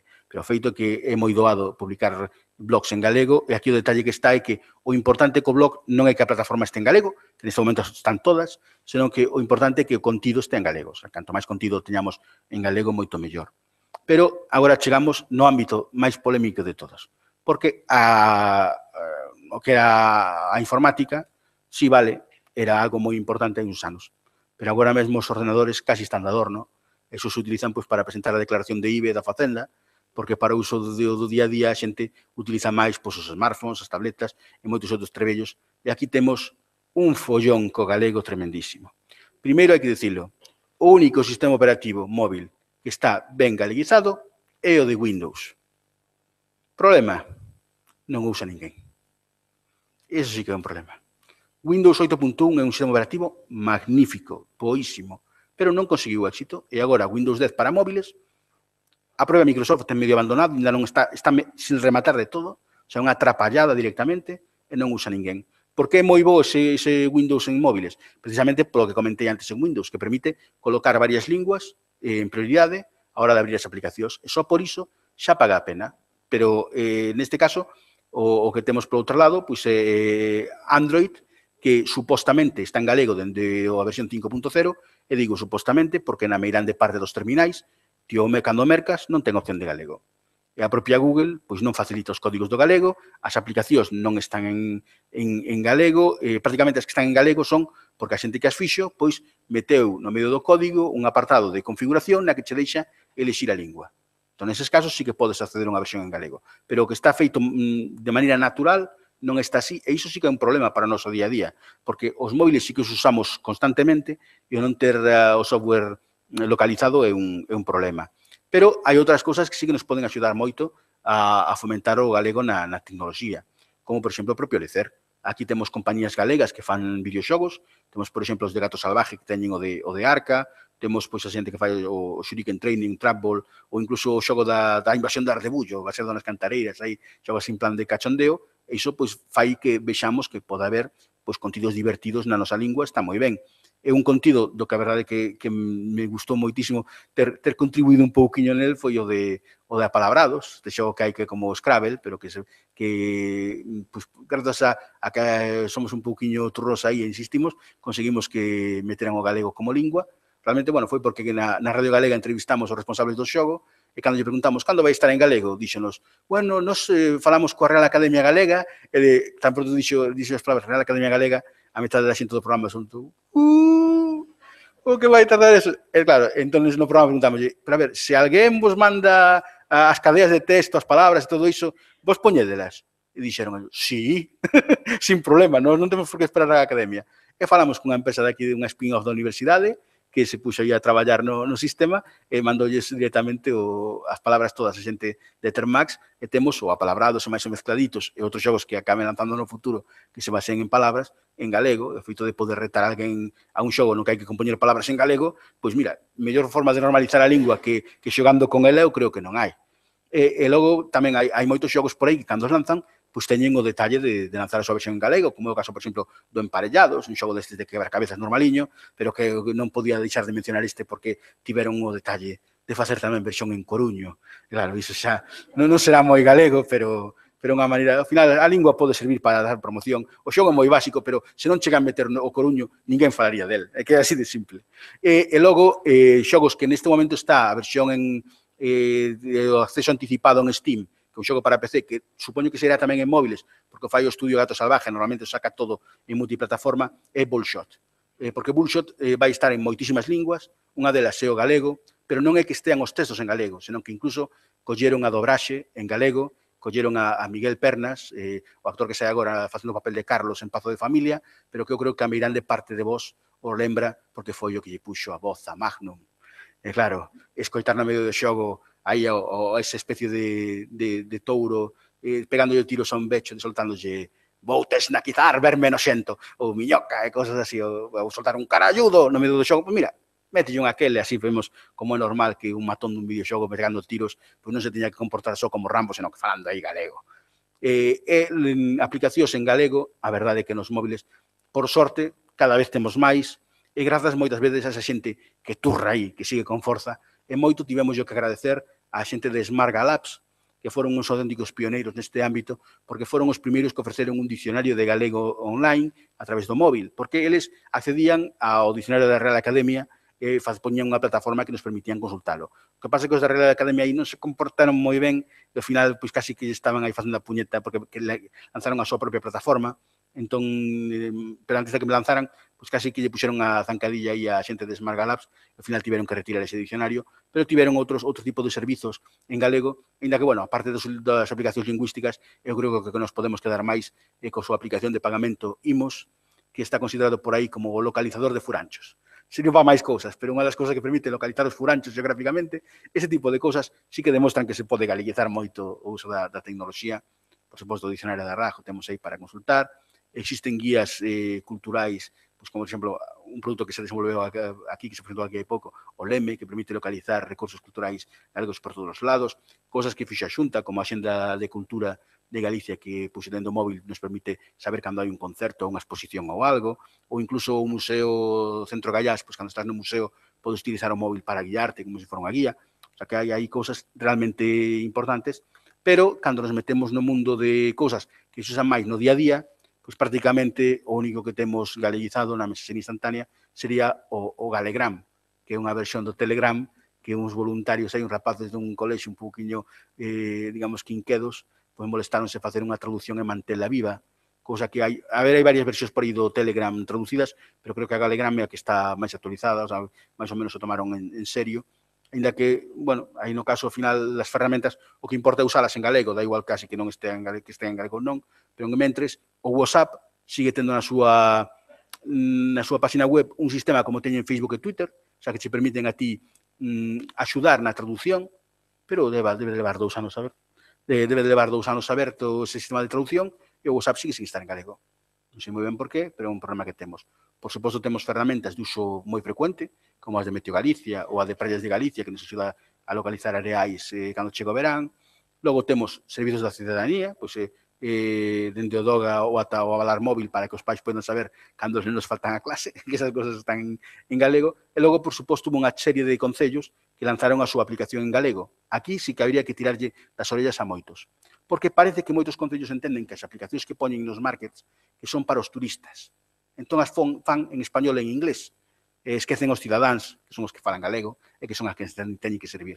Así hai unhas cantas que tomaron esta medida, pero ti moitas míralas e ves que unhas abrenche primeiro en galego, se queres cambias ti a outra lingua, pero outras, en cambio, galego o esquecen completamente. E, para rematar, quería poñer un poquinho ao lado pesimista eso, que cando, por exemplo, poñemos o Android en galego, vemos que a metade das cousas nos aparecen en inglés, que cando poñemos o Android en galego, o Facebook, o Twitter, o Instagram, o WhatsApp, o Telegram, o Messenger, todo nos aparece en inglés, o que é un problemazo, o sea, realmente quen vai usar un sistema operativo no que o único que te sae en galego son algunhas palabras soltas do menú, o sea, que ni sequera te aparece todo o menú en galego, o sea, parece o mellor non ter nada. E logo, comentar o detalle de que nos medios de comunicación sí que temos un problema agora para falar en galego. É que Google nos fai a puñeta. Estamos discriminados, hai aquí un caso concretamente a mediados de 2008, pois Google fixo uns cambios nos algoritmos, e dado que a xente usa Google en español, ainda que estea en Galicia, pois cando usa Google en español, en 2008, Google fixo un cambio que fixo como que calquera que accede a Google en español, dalle prioridade ao español nos resultados, aínda que as palabras que uses na busca sexan en galego. Ti buscas Centola, e saiche antes unha página en español que unha página en galego. O sea, que é unha cousa totalmente absurda, porque Google non parece entender os contextos de que a xente pode falar máis dunha lingua a vez. É algo que parece que se escapa un pouco, e o detalle que temos aí un problema é que iso incluso dende Código Cero, convido vos a que visitedes a página web, o apartado que temos un top 100 e un top 50. O top 100 é de páxinas web galegas e o top 50 de páxinas web en galego, porque vimos que cando facíamos o top 100, que cando hubo este cambio de Google, que empezou a facer que todas as páxinas que estaban en galego se empezaran a caer e perdían visibilidade. E cando, agora temos a parte no top 100 a invasión Inditex, que está aí ocupando agora os tops, a páxina máis visitada de Galicia é zara.com. Cando antes, a segunda roja directa, non comentarei nada máis. Pero noutros tempos, por exemplo, unha das que estaban sempre nos primeiros postos, adiantando incluso a Voz de Galicia, era Vandal.net, que é un portal de videoxogos creado en Galicia, e que é o segundo portal de videoxogos de España, é importante, que realmente aquí fanse cousas moi interesantes. Pero se empezamos a discriminar lingüísticamente, vemos como cambia bastante cando entramos nun top 50 que temos elaborado en paralelo, no que poñemos segundo a popularidade páxinas que están na nosa lingua, e que aí cambia un pouquiño a cousa, e vemos agora mesmo o duro de todo isto, que para normalizar o uso do galego na tecnoloxía, que un problema que temos é que os contidos que temos en galego, os máis visitados sí, son as administracións, pero prácticamente non hai contido. O sea, os medios de comunicación en galego agora mesmo son pouquísimos. Non temos xornais diarios en papel, en galego, e na internet todo iso notase moito, e se empezas a mirar pois aos medios que hai importantes, pois prácticamente serían o equivalente a semanarios, serían guías culturais, cosas máis fativas, incluso mensuais. Non temos esa cantidade que sí que podría facilitar precisamente a creación dun corpus en galego para poder traballar a hora da traducción, e que neste momento temos aí unha IVA moi importante que é moi difícil de superar e que é no que temos que traballar. O sea, que máis que en traducir as ferramentas ao galego, o que temos que procurar é esquecer que o Twitter este ou non en galego, porque ao final son botóns con dibuxiños, se entendes o dibuxiño, xa está, usas Twitter en galego, xa está. Se canto máis contido haxa en Twitter en galego, máis a xente vai ser consciente da visibilidade da ferramenta.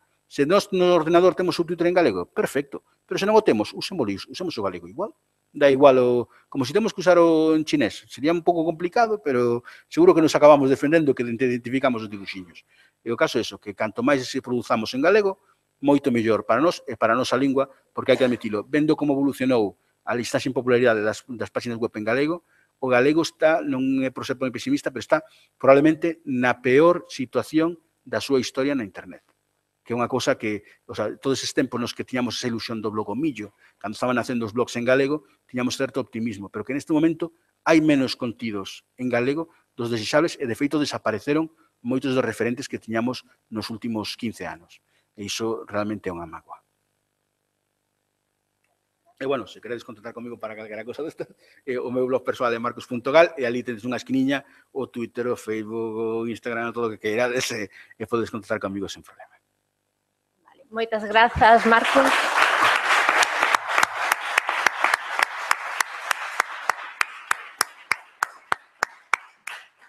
Grazas. Agora ten a palabra Xusto. Vou falar de pé, pero se me abrides a presentación.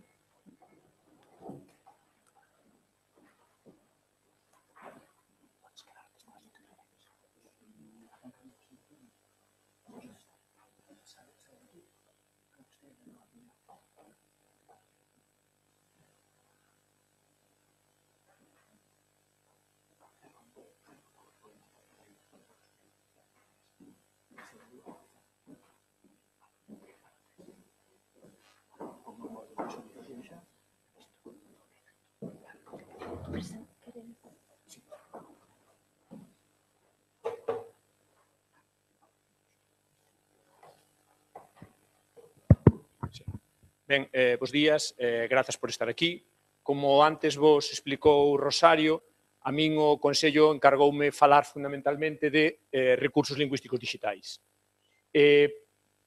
Para dar unha, digamos, un primeiro achegamento a criterios de calidade. Entón, xa vos avanzo que non vai ser esta intervención de, espero, 25 minutos, non vai ser unha lista de bons e malos recursos. Creo que iso é algo que tedes que cada quen, en función das necesidades que teña, que poden ser moi diferentes, ten que chegar ás súas propias conclusións de que recursos son os máis útiles para eles.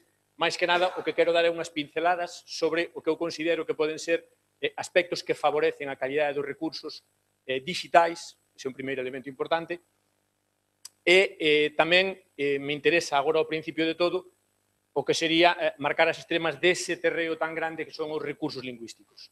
Porque debaixo dese panorama pode haber ferramentas do máis diverso e eu optei, despois de falar tanto con Rosario como co resto da organización dos encontros, por delimitar unha parte dese ámbito centrándome exclusivamente en recursos lexicográficos, como ela decía, como en recursos lingüísticos que sexan concibidos como ferramentas de apoio ao traballo de asesoramento lingüístico.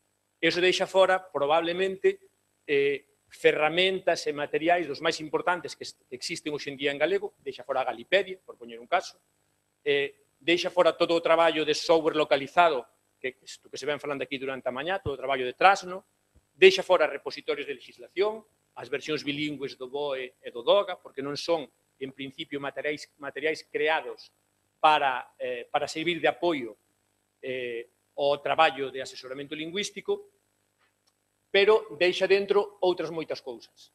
Deixa dentro, por exemplo, recursos lexicográficos, o dicionario da Academia, o Digalego, deixa dentro recursos terminográficos, buscatermos, a base de datos de Termigal, Deixa dentro metabuscadores, fundamentalmente o traballo que se fai na Universidade de Vigo, o Dicionario de Dicionarios ou a ferramenta de recursos integrados para a lingua galega. Deixa dentro ferramentas de análise lingüística, tanto Eduardo como Marcus falaron de LinguaKit ou de Freeling. Deixa dentro traductores e correctores, o Gaio, o Pentrad, Traducíndote. E deixa dentro aínda moitas máis cousas. Corpus, monolingües e bilingües, Clubi, Corga, o Tilga. Deixa dentro manuais e libros de estilo, todo o traballo que se está facendo no Doga con arredor de Wikidoga, os libros de estilo, os múltiples libros de estilo que distintas institucións galegas fomos sacando, tanto para falar de linguaxe administrativa como para falar de linguaxe non sexista, criterios de puntuación, criterios de usos de maiúsculas e minúsculas, todas son ferramentas que entrarían un pouco dentro do abano de criterios que vou intentar expoñervos a continuación. Entran dentro roldas e servicios de consulta, roldas orientadas á traducción, como Tradgal, roldas orientadas á terminoloxía, como o USC Lexiterm, servicios de consulta de distintas entidades galegas, como o que ten a Real Academia, agachadiño, pero ainda o ten na súa página web, como o que ten o Servizo de Asesoramento Lingüístico da Xunta de Galicia, como o que temos boa parte dos servicios de normalización, materiais formativos, fundamentalmente todo o conxunto de produtos alrededor dos telgas, e outros traballos que existen tamén elaborados por distintas entidades. Entón, esa é a leira para sachar, por decirlo así. E, antes de empezar a presentarvos criterios que eu creo que favorecen ou estimulan a calidade dos recursos digitais, quero facer unha serie de reflexións previas que marcan un pouco o que vos estou contando. A primeira reflexión vai sobre como xulgamos os recursos lingüísticos. Podémonos enfrontar á pregunta de como son de vos os recursos lingüísticos que temos en galego desde distintos puntos de vista. A primeira é comparándoos cos que teñen outros. Eu recordo que nos encontros últimos, os do outono do ano pasado, nos foros de Facebook, había unha pregunta que era que ferramenta consideras que se necesita para mellorar o traballo de asesoramento lingüístico en galego ou algo así, e alguén con moito sentido común propuxo crear unha Fundeu para o galego. Sabedes o que é Fundeu? Non entro en detalles. Evidentemente, eu votei tamén a favor desa proposta, pero se o pensamos fríamente, tamén nos debemos preguntar, podemos crear unha Fundeu sen unha fundación BBVA metendo aí probablemente millóns de euros cada ano? Podemos crear unha Fundeu sen unha axencia F provendo contidos e técnicos e traballadores? Aspirar a crear unha Fundeu no noso contexto non é un soño estéril que como os soños estéreis levan a melancolía, que decía outro. Ao mellor convén cambiar un pouco o chip, non? Outra forma na que temos de xulgar, pola que podemos aspirar a xulgar os nosos recursos lingüísticos é xulgalos na medida das nosas necesidades. É dicir, se a nosa aspiración é que o galego sexa unha lingua de uso normal no noso contorno e que cumpra todas as funcións sociais que unha lingua pode precisar en Galicia, teremos que ter as ferramentas que linguas que teñen xa cumpridas esas funcións ás que nos aspiramos xa desenvolven. Por lo tanto, faríanos falta conversores voz-voz. E faríanos falta todo tipo de ferramentas tecnolóxicas como as que comentaba agora mesmo Marcos. Pero volvemos á pregunta anterior. Podemos ter conversores voz-voz para o galego-chinés sen os recursos lingüísticos para desenvolvelos? Estamos unha vez máis na pregunta anterior, non? É dicir, ata que punto podemos aspirar no noso contorno a determinados obxectivos, ou aspirar a eles é simplemente un desexo un pouco ilusorio. E o outro enfoque que podemos utilizar para xulgar os nosos recursos lingüísticos é un enfoque moito máis realista, un enfoque que parta das nosas condicións sociais, do aquí e do agora, da lingua galega e da sociedade galega. Unha sociedade pequena en canto ao número de habitantes, envellecida, pouco activa tecnolóxicamente, un nivel de penetración das novas tecnoloxías baixo en proporción á media española, bastante indiferente, en termos xerais, en relación ao futuro da súa lingua propia, e que, polo tanto, inviste poucos recursos económicos en crear ferramentas que axuden a promovela. Desde o meu punto de vista, é un pouco o punto de vista que vou aplicar nos criterios que despois vou pasar a expoñer, non facer iso, basear o xuízo en algo que non sexa ese enfoque realista, é algo bastante estéril e vai nos levar á típica exposición autoflageladora que dirá nós non temos nada e os cataláns sí que teñen. Entón, para escapar un pouco dese discurso de nós non temos nada e os cataláns sí que teñen, creo que é importante saber onde estamos e incluso, diría máis, intentar ver as fortalezas que poida haber na nosa situación actual. E evidentemente que ata agora, cando fixen a enumeración de circunstancias da realidade galega, digamos, fixen a relación das feblezas. Pero que posiblemente temos que ter, creo eu, a habilidade para ser capaces de extraer fortalezas ou puntos positivos desas feblezas. Por exemplo, somos unha comunidade pequena, é certo. O conxunto de axentes promotores da promoción do galego cabemos nun auditorio grande, é certo. Pero, en teoría, esa nosa pequenez debería nos facer moito máis fácil a coordinación, por exemplo. Se cadra, é un punto a través do que hai que traballar, a coordinación dos que somos, por poñer un caso.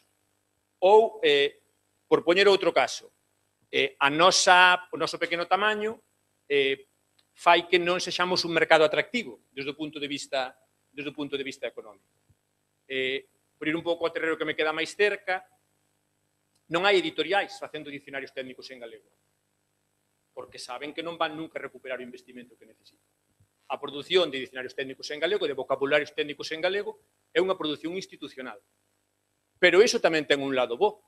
Iso fai que toda esa produción estea ao día seguinte de publicarse gratuita na rede. Algo que non se pode dicir, por exemplo, da produción que hai para o catalán, que sí que hai unha vertente de produción importante que é editorial e que se intenta recuperar o seu beneficio económico.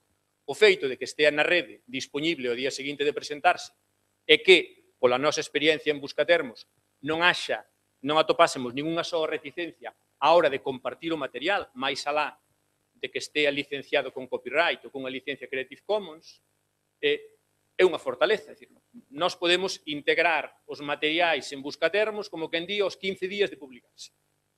Entón, eu creo que ese vai ser un pouco o enfoque, tal como eu vexo, a través do cal debemos xulgar os recursos cos que contamos. A segunda nota previa é que temos que ter en conta que os recursos son moi diferentes entre sí. Son diferentes, en primeiro lugar, polo tema. Evidentemente, unha gramática non ten nada que ver cunha base de datos. E esa diferenza temática inclúe tamén, ou leva consigo tamén, a que existan diferentes necesidades de actualización. A actualización vai ser un dos criterios que van sair como unha marca de calidade máis adiante. Un produto, canto máis se actualice, en principio, mellor vai ser. Pero é evidente que a necesidade de actualización dunha gramática non é a mesma que a dun dicionario de neologismos, por poñer dos exemplos. Evidentemente, son tamén diferentes en función da súa importancia. Non ten a mesma importancia a normativa para o galego que pode estar colgada no web da Academia co último vocabulario de criminoloxía que publicou hai 3 meses o Servizo de Normalización. Iso tamén sitúanos nun plano no que os recursos deben ser vistos desde ese punto de vista tamén. E, por último, tamén debemos velos, debemos ter en conta que son diferentes en función das súas condicións de produción. A hora de xulgalos, hai que ter en conta como se crearon. Non lle podemos pedir, se cadra, os mesmos requirimentos de calidade a un dicionario académico ou a un traballo producido por unha gran institución galega, e aí podemos incluir as universidades, por poñer un caso, que a un traballo de autor, que a unha persoa que pola súa conta e risco decide facer un dicionario de aves de Galicia. As condicións, as exixencias que lle podemos dar a ese produto teñen que ser totalmente diferentes. O noso xuízo ten que ter en conta ese tipo de cuestións. E a última das notas previas que vos quería poñer antes de empezar a falar en concreto de criterios é se debemos mirar os recursos como produtos independentes, é dicir, cada vocabulario, cada manual é un traballo, ou se en algúns casos debemos miralos como coleccións, especialmente cando son produtos elaborados pola mesma entidade. É dicir, volvo a exemplificar o noso propio traballo na Universidade de Santiago. Levamos desde o ano 2011 editando unha serie de vocabularios do ámbito do dereito. Podemos xulgar a calidade de un deles sen comparala con todos os outros produtos da mesma serie? É dicir, se o exemplar número 1 e o exemplar número 6 se contradín nunha solución, eso non nos está afectando a calidade do conxunto, aínda que cada un deles por separado se poida entender como un produto bo. Nalgúns casos, especialmente cando estamos falando de entidades cunha produción longa e cunha produción coherente desde o punto de vista temático, creo que en xeral hai que ver a calidade dos traballos como coleccións e non como produtos individuais. Ben, partindo destas tres, ou contextualizado nestas tres notas previas, íamos entón agora a entrar xa un pouco en fariña, presentando factores de calidade. O que vos vou ir dando son elementos que eu considero que, se están presentes, melloran o produto. Por lo tanto, a análise que cada quen queira facer dunha ferramenta concreta debería basearse un pouco en mirar, en xeral, e despois habrá que adaptalo a cada un dos produtos, mirar en xeral en que medida teñen poucos, moitos, todos ou ningún destes requisitos que vou ir citando.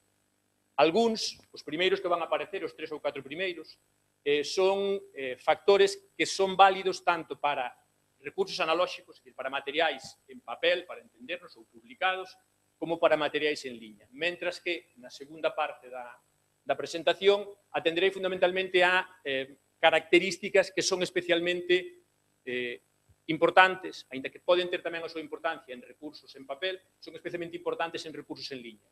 Son, de feito, esenciais para moitos recursos en liña. Por lo tanto, neste primeiro bloque de recursos analóxicos e digitais, o primeiro é evidente, non? É dicir, ningún produto vai ser de calidade se a información que ten dentro non é de calidade. Pensemos nunha gramática, pensemos nun libro de estilo.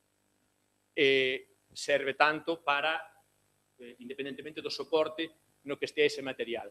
E, en principio, a priori, hai que dalo por suposto en todo o material que se publica. Temos que partir da idea de que, se se publica un corrector automático, vai ser un corrector automático bo dentro das limitacións do propio produto. É dicir, por deseño, ten unha serie de limitacións que non distingue ben as diferenzas semánticas, pero, partindo desas limitacións, os produtos teñen que ser, partimos da base de que son bons, e non imos entrar na análise da calidade de cada un deles.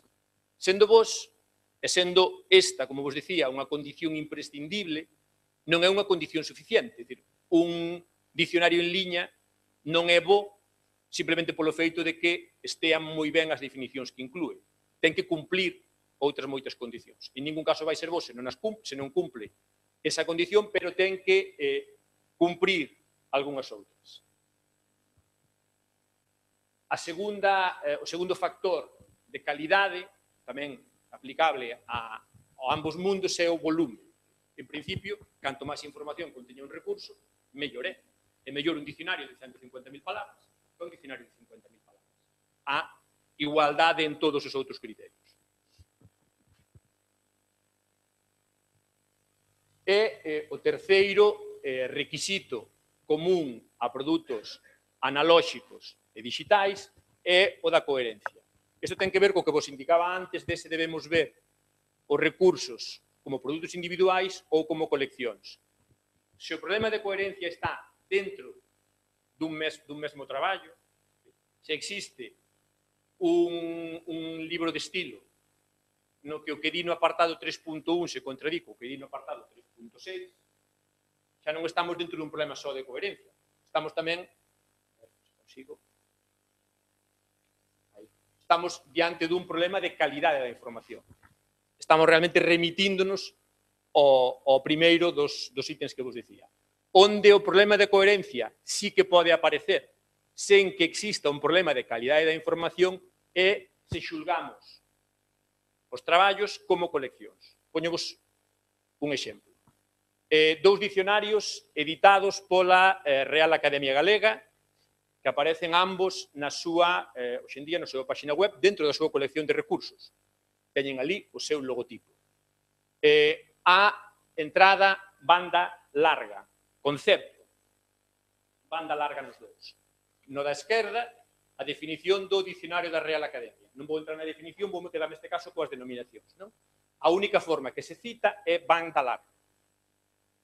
No dicionario galego das TIC, que son as dúas entradas da columna da dereita, publicado un par de anos antes, e agora irei, cando acabe de explicar isto, falarei un segundo sobre o tema do criterio temporal. Como vedes, a recomendación xa é diferente. Arriba, recoméndase banda ancha, que non aparece nin citada como sinónimo no segundo, e dase banda larga como sinónimo. Por lo tanto, neste caso, poderíamos sentir que hai un cambio de prioridade, non? Que era unha forma principal, desaparece, e o que era a forma secundaria pasa a ser recomendada. Pero un pouco máis abaixo, no mesmo traballo, banda ultra ancha, imos obviar o feito de que se separa ultra de ancha, o sinónimo que nos aconsellan é banda ultra ampla, que non aparecía en ningún momento dentro das posibilidades denominativas para o concepto de banda ancha, e tampouco aparece dentro das alternativas que se dan para o concepto banda larga no dicionario da RAC neste momento. Entón, aquí é un bo exemplo, creo eu, dun problema de coherencia que xorde cando entendemos os produtos como unha colección. É dicir, se vemos dous traballos da Real Academia avalados ou elaborados, non sei, non coñezo as interioridades, digamos, da elaboración do produto, pero en todo caso, avalados pola Real Academia, cada un deles por separado, podemos dicir que ten calidade. Opta por unha escolla e ten unha certa calidade. Cando os vemos en contraste é cando ya topamos un problema de coherencia. Nos produtos elaborados en papel, este tipo de problemas de coherencia resolvíanse normalmente cun criterio cronolóxico. Se o Servicio de Normalización publicaba en 2006 un vocabulario no que defendíamos a solución A, en 2008 un vocabulario no que defendíamos a solución B, o habitual era entender, bueno, houve un trasacordo, polo tanto, o traballo máis recente gana sobre o traballo máis antigo. O problema nos traballos en liña é que o criterio cronolóxico desaparece. Non sabemos cal é o máis recente e cal é o máis antigo. Eu sei cando se puxo na rede o Digatic e cando se puxo na rede o Dicionario da Academia Galega. Pero non podo saber se o Digatic foi modificado despois, salvo que eles mo digan explícitamente, non podo saber se o Dicionario Galego das TIC foi modificado en 2015. Polo tanto, agora mesmo non teño ningunha orientación máis alá de que eu poida considerar como fonte prioritaria o Dicionario da Real Academia Galega ca un traballo, vamos a chamar, secundario, non teño ningunha orientación que me diga sobre cal das dúas formas debo considerar prioritaria. Entón, cando falaba dos problemas de coherencia, refirme fundamentalmente a exemplos como este. Ben, e a continuación entraríamos xa en aspectos, factores de calidade especialmente interesantes para o ámbito digital. Non sei como vou de tempo. 10 minutos, vale. Ben. O primeiro dos factores para o ámbito digital é o da accesibilidade. Cando falamos de accesibilidade, referímonos a que, lóxicamente, un produto vai ser máis visible e máis relevante na medida en que o seu acceso sexa fácil. A teoría indica, quere dicir que temos que intentar evitar todos os obstáculos que se interpoñen entre un recurso colocado na internet e os seus potenciais usuarios. O recurso, o obstáculo máis evidente é o prezo, o feito de que haxa que pagar por ele. En outros contornos é un obstáculo bastante frecuente. No caso galego, a verdade é que son moi poucos os recursos que pretenden cobrar pola utilización.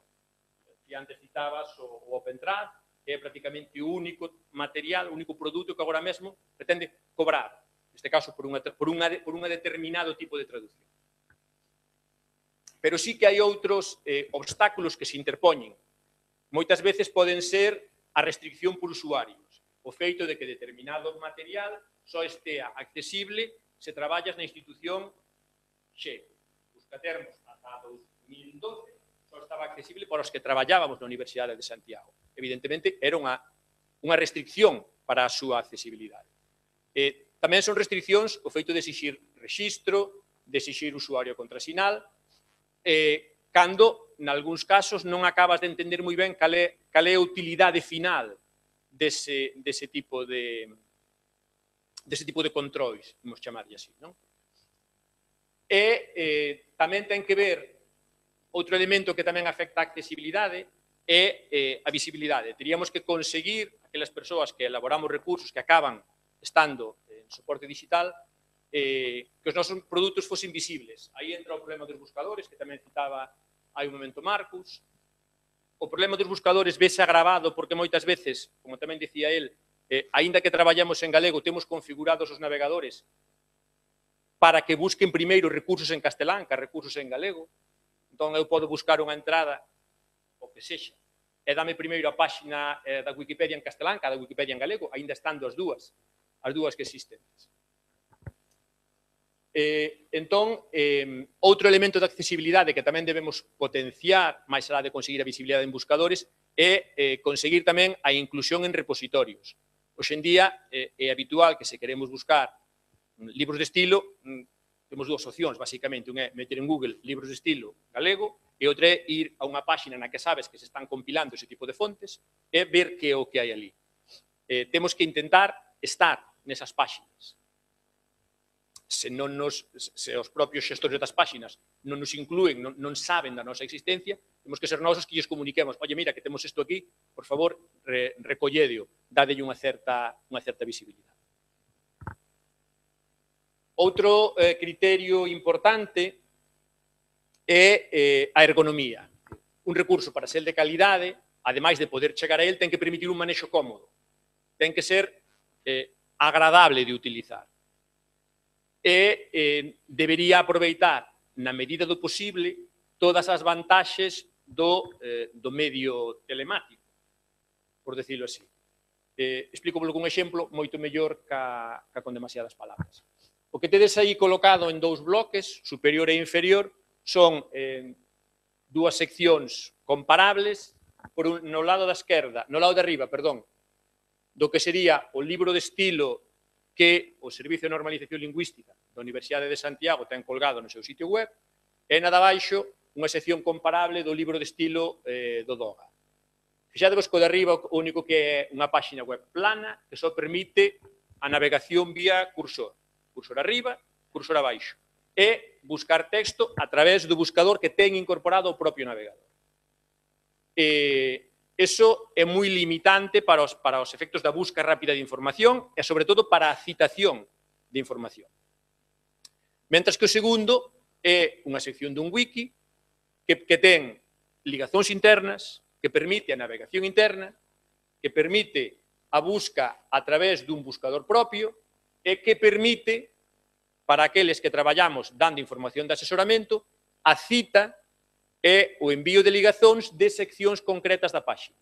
Por poñer un exemplo, se a mí me chega unha consulta se como debo utilizar o uso de mayúsculas e minúsculas en nomes xeográficos e quero citar arriba, teño que citar coa páxina principal.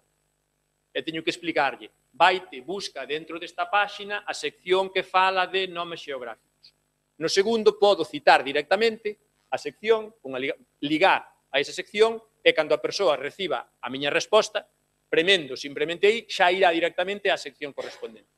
Polo tanto, o nivel de accesibilidade, perdón, o nivel de ergonomía que nos dá a segunda opción é infinitamente superior ao que nos ofrece a primeira. E, polo tanto, a calidade debería ser moito mellor. Isto é tipo o que podemos entender ou en que se concreta a ergonomía é moi diferente en función dos distintos tipos de produtos. Como acabamos de ver, en un libro de estilo sería algo así. O importante sería a navegabilidade, por exemplo. Pero nun buscador o relevante é a flexibilidade da busca, que eu poida perfilar os criterios de busca, que poida decidir se é un buscador multilingüe, se estou falando cun dicionario multilingüe, que eu poida decidir se quero que me busque en cada unha das linguas de traballo. Ou se quero decidir que me busque no campo de denominación, ou no campo de definición, ou no campo notas. Ou se quero que me restrinxa por áreas temáticas, se ten esa posibilidade. Iso vai ser sempre moito mellor que a un único buscador que interprete todo o texto, que faga como faría, digamos, unha busca en PDF, non? Que interprete todo o texto como texto plano e que busque a secuencia que eu lle introduzo en calquera punto do texto. É pensado, desde o punto de vista dun traductor, a ergonomía ten que ver co deformar o menos posible o texto que eu envío a ese traductor. Vai ser sempre mellor, en termos de ergonomía, un traductor que admita non texto plano, senón documentos en formato, é dicir, que pode enviarlle un documento con extensión .doc ou con extensión ODF, ca un que me obrigue a extraer o texto do meu documento, poñelo nunha xanela, lanzarlle a traducción, recoller a traducción desa xanela, volver a meter no meu documento, volver a formatar o documento. Vale?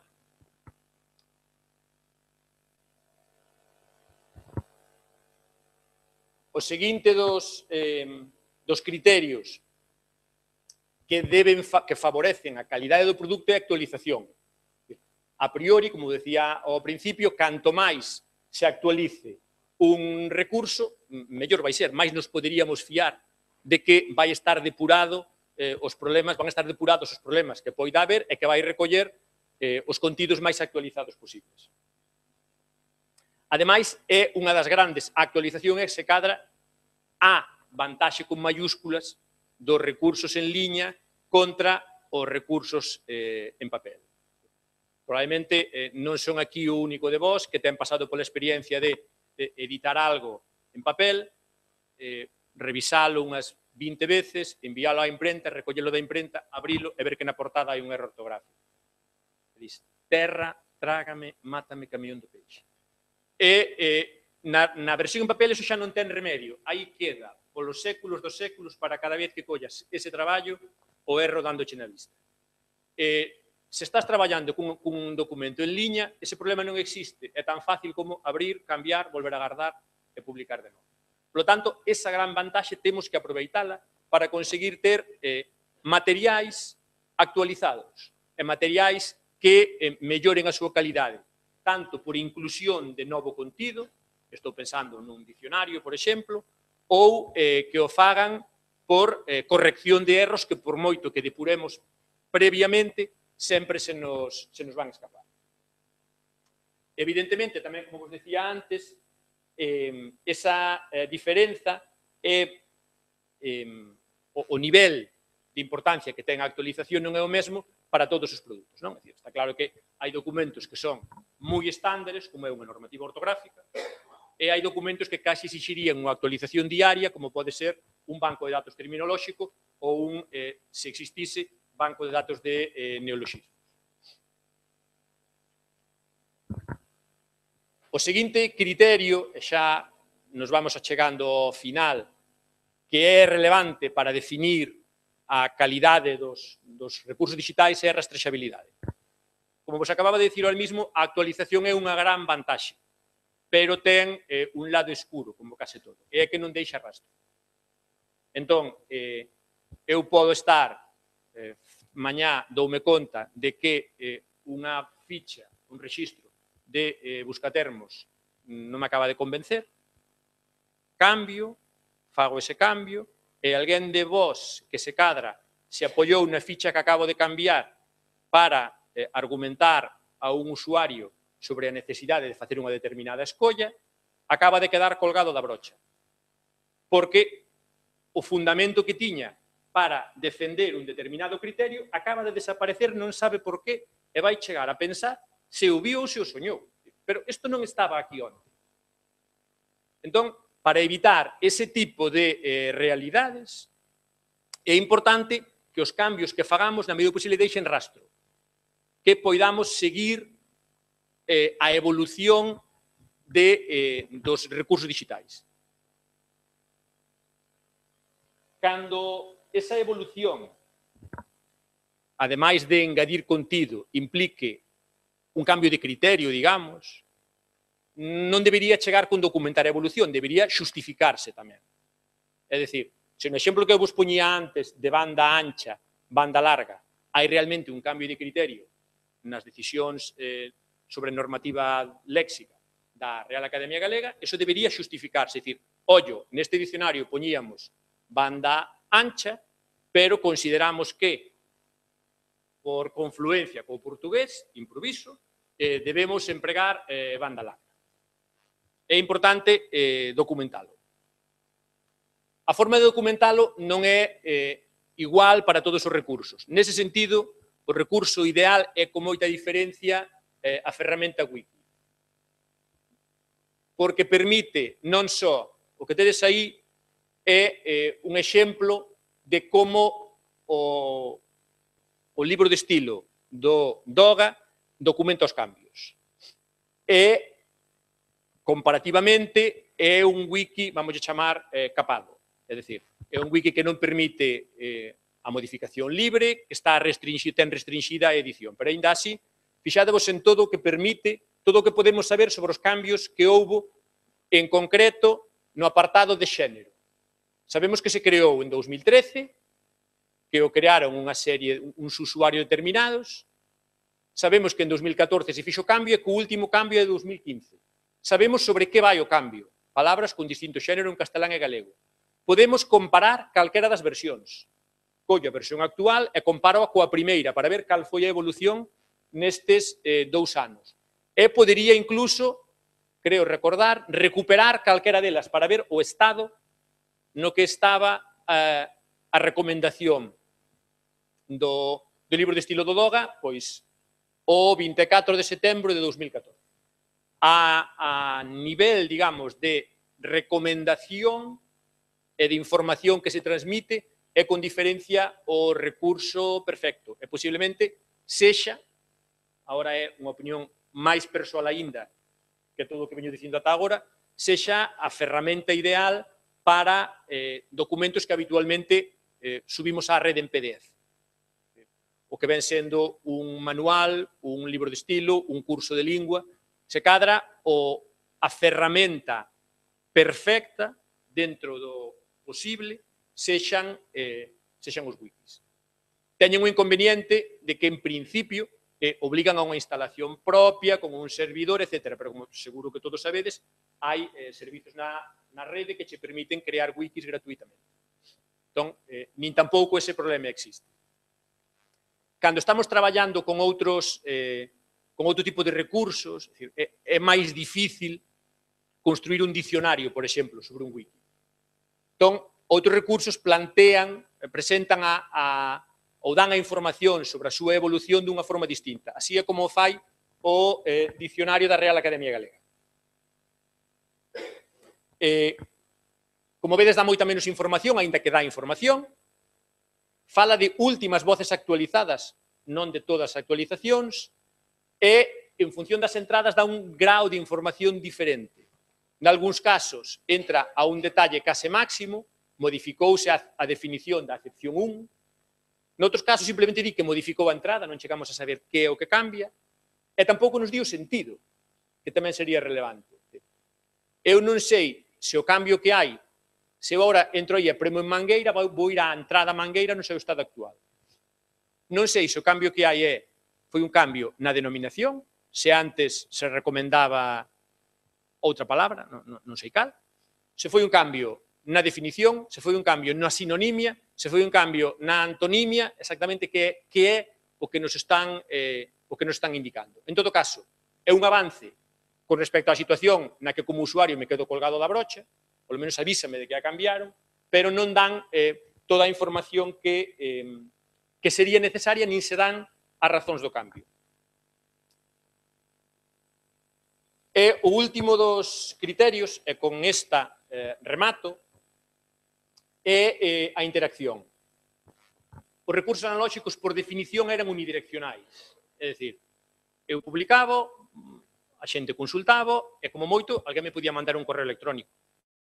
Cando me vira nun sitio, dicir, oye, mira, que isto está mal, ou non me gusta, ou gustame moito.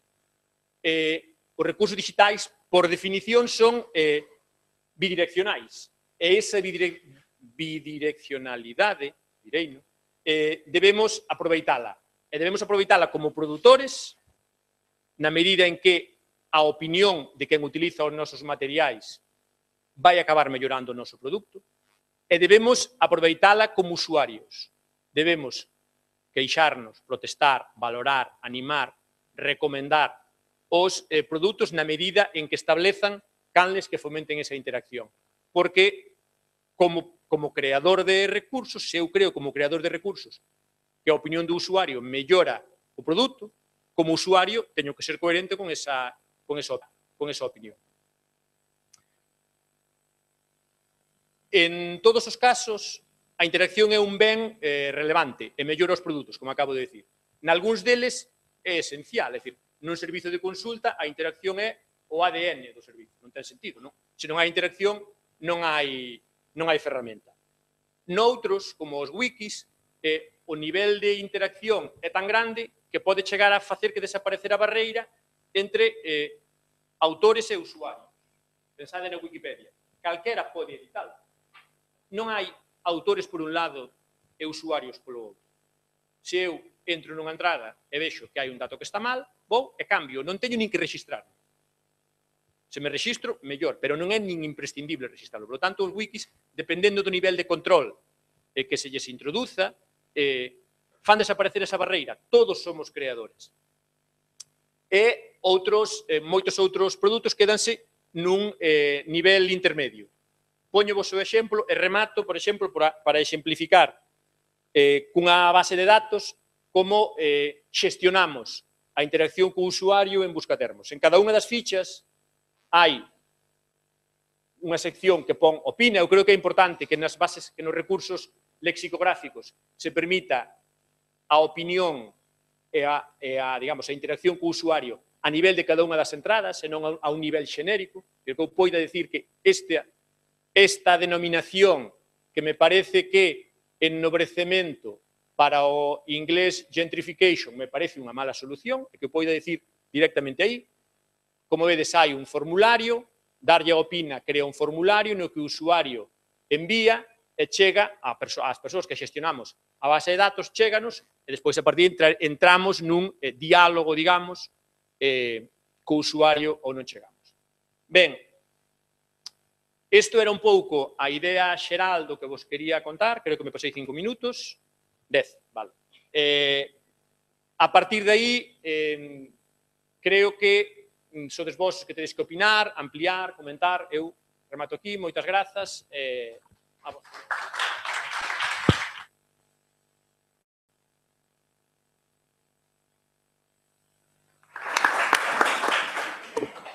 Ben, grazas aos dous por a exposición tan clarificadora e por axustarse os tempos na medida do posible.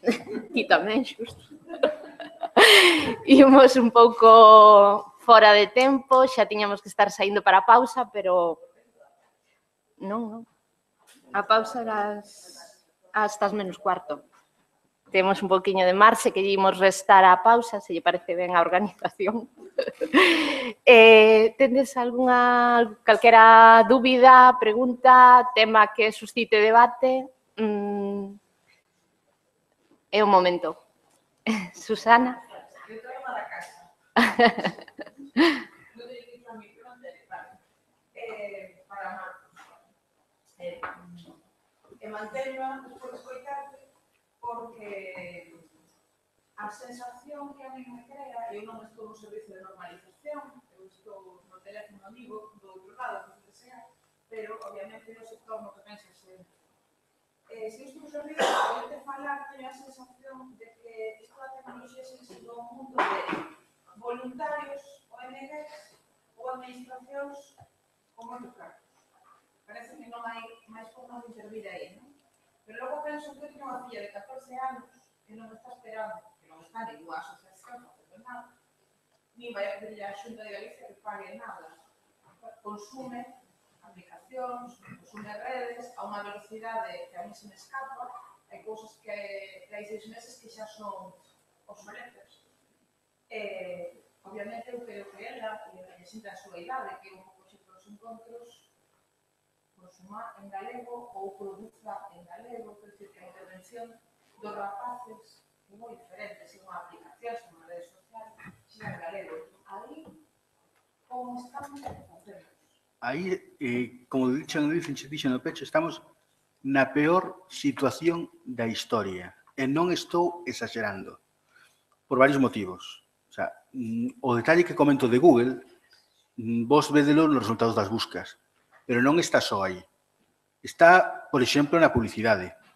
Google ten unha plataforma de publicidade que se chama AdSense. Se a tua página web está en galego, non podes usar o sistema de publicidade de Google. Hai algunha plataforma que usa porque fai trampa. Son bilingües e cando lle mandan a verificar a página, mandan as páxinas en español para pasar o filtro e despois colan a publicidade. Pero unha página en galego prácticamente está ausente dos sistemas de monetización. O sea, non podes cobrar publicidade en prácticamente ningún lado porque ninguén compra publicidade para medios en galego. Iso é un problema online moi importante. Nas aplicacións, por exemplo, antes comenteivos o do caso do xogo este que había do touro ese que andaba pegando tiros. Pois ese é o primeiro, é un xogo que ainda está sen rematar, é o primeiro xogo da historia que se publicou en galego en Steam. O primeiro. É un xogo feito como iniciativa privada. O sea, non se fai por normalización da lingua, en nada, simplemente porque queren localizar a moitas linguas porque consideran que é positivo para comercializar o produto. E precisamente o que é sacar algo en galego para intentar facer cargos que sería o ideal é o que non damos feito. Porque nin o público logra atopar, porque os medios cos que chegamos a xente só teñen atrancos. O sea, non hai unha maneira de divulgar os nosos contidos porque os medios principais, dende Google ata os dispositivos móviles, todo o que temos, pues, as plataformas principais non aceptan o galego. Hai pouco empezaron a meter galego, por exemplo, nas tendas de aplicacións, pero de que serve se os móviles non están postos en galego? Non podes acceder a esa funcionalidade. Temos atrancos no camiño. E o ter os atrancos no camiño, mentre non os despexemos, imos ter un problema moi grande para poder achegar os extremos de produtor con consumidor. Porque se a estrada ten un tronco aí no medio, pois é un problema que temos moi grande e que parte en boa medida da base económica. Mentres nós non, dende a parte dos consumidores, non exixamos contidos en galego, pois igual esa xente do medio non é consciente da realidade e non facilita que os produtores poidan chegar ao que teñen. Porque a verdade é que, en boa medida, a culpa da nosa ignorancia da tecnoloxía, o feito de que non teñamos o ordenador en galego, o móvil en galego, o navegador en galego, fai que a xente non sexa consciente nos seus sistemas de estadística de que existe xente que fala galego. Para eles o galego na internet non existe. E agora mesmo estamos conseguindo algo de visibilidade cos dominios.gal, pero son moi pouquiños. Se de súpeto houbera 25.000 dominios.gal, entón Google sí que tomaría consciencia de que hai moitas páxinas web en galego e de que existe a cousa, pero non é a sensación que deban. Claro, despois así fan as medidas cos que nos discriminan moito, porque a verdade é que a discriminación que sufrimos é moi grande. De feito, os sistemas normalmente, cando ven contido en galego, ata creen que é portugués, porque os de Google non se molestaron en meter os suficientes datos no seu sistema para identificar a lingua. Ti abres a aplicación de Twitter, pones un chío en galego e aparece o traductor automático, entende que é portugués, convirte a outra lingua e aparece unha cousa en español debaixo que non ten nada que ver co que un escribiu originalmente. Iso xa vos garantizo que porque traducir o galego como portugués, a traducción que consigues non é boa. Inda que tamén ten boa medida grande parte dos fallos que ten Google Translator precisamente ao traducir moitas cousas, que é porque confunde as linguas. Pero, bueno, tamén se lle metes un texto en chinés e lle dis que é coreano, tamén se mete a zoca a todos fondos. Eso pasa con casi todas as linguas que para alguén de fora non se entende ben. A que realmente temos aí un problema que o que temos que intentar procurar é que a iniciativa privada poida pasar tamén por iso, pero no contexto actual non axuda un pouquiño, é moi difícil. E onde hai que apostar máis probablemente sexa no ámbito dos consumidores. Que a xente exixa contidos en galego e unha vez que haxa esa demanda, sexa máis doado despois favorecer a oferta, tanto con apoios públicos como apoios privados. Pero neste momento das unha desidia bastante grande.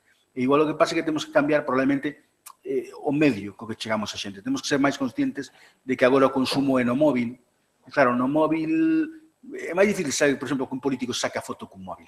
O sea, que puedan visibilizar que esas ferramentas que están na internet, que non teñen un póster, que non teñen nada, que iso realmente é o que están consumindo os rapaces. O sea, como é posible que hoxe o WhatsApp non este en galego? Que é algo que usa todo o mundo. Iso sí que é un problema moi grande e debería visibilizarse mellor.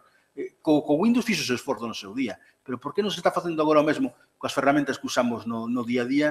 Iso é algo que habría que apostar un poquinho máis por correxilo, simplemente porque se empezamos a utilizar todas as ferramentas do día a día noutras linguas, e que ao final acabaremos falando máis inglés, xa non que español, que galego, o sea, que todo. O sea, acabaremos falando linguas francas en vez de falar as linguas que nos tocan de nós.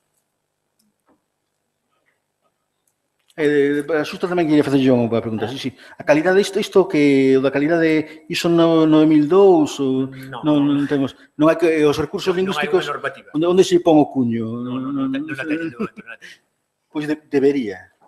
O sea, os recursos online, a verdade é que a calidade dos recursos online é importante. Unha cousa, por exemplo, que non mencionastes que é moi importante nun recurso online non é só a accesibilidade, senón a disponibilidade, e refirme ao tempo que está online. Sabedes cando uso eu, o de galego? Non é cando quero buscar unha traducción dun español a galego, non. É cada vez que se cae a páxina da RAG. Cada vez que cae o buscador, teño que usar outro buscador alternativo. É unha tempada na que non tiña ese segundo buscador alternativo. O feito de que xa dous, polo menos dame unha opción, que é algo. Algunha pregunta máis do público?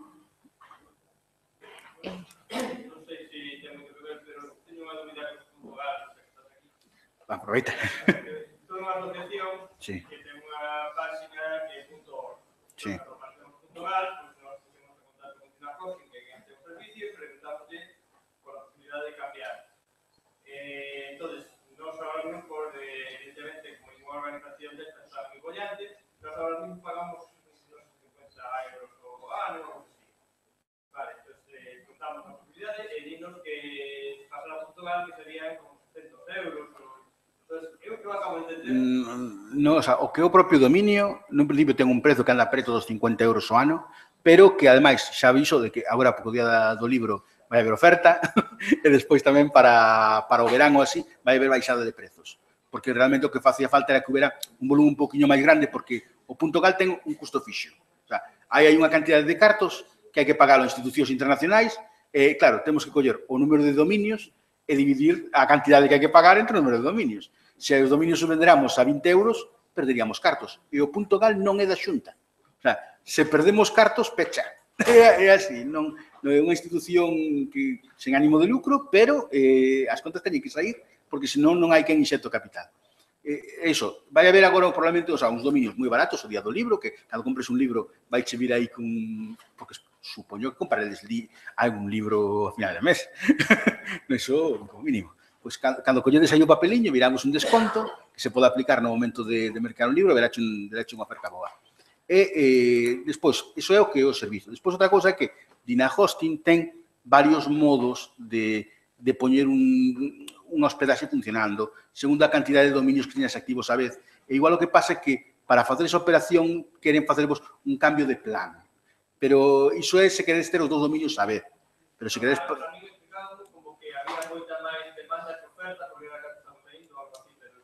Non, pero eso, entón, logo foi porque informáchevos cando hubo proceso de pioneiros. E que hubo un proceso inicial no que os dominios eran moi caros, falábamos de asociacións eran 400 euros, logo outras organizacións eran 1000 e pico, outros 1000 euros, cosas así, que era para apoiar ao lanzamento do dominio. Unha vez que o dominio xa se lanzou, entrou nun prezo de mercado normal e agora funciona con normalidade, non hai esos precios desorbitados. As empresas de hosting, en algún caso, sí que poden cobrar un pouco máis cando cambies dun dominio a outro, porque teñen que facer unha serie de axustes técnicos que sí poden ter algúns problemas. Pero nun principio, o .gal, o prezo normal é que agora acabe establecéndose por uns 20-30 euros o ano, o que é algo máis ou menos asumible, polo menos para demostrar un compromiso coa lingua e coa sociedade, porque a verdade é que, vale, é máis caro que un .com, que agora están a prezos de derribo, pero que eu lembro cando os .com costaban 15.000 pesetas.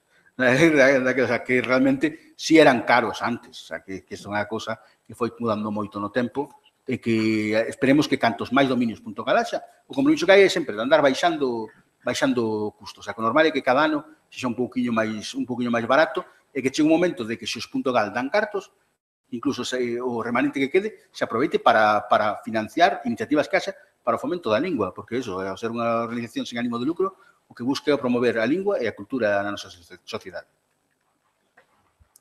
Ben, pois se vos parece ben, para non perder a ocasión de ter unha pausa, que tamén fai falta, imos deixalo aquí, temos 15 minutos de pausa e volvemos para continuar coas outras sesións da mañá.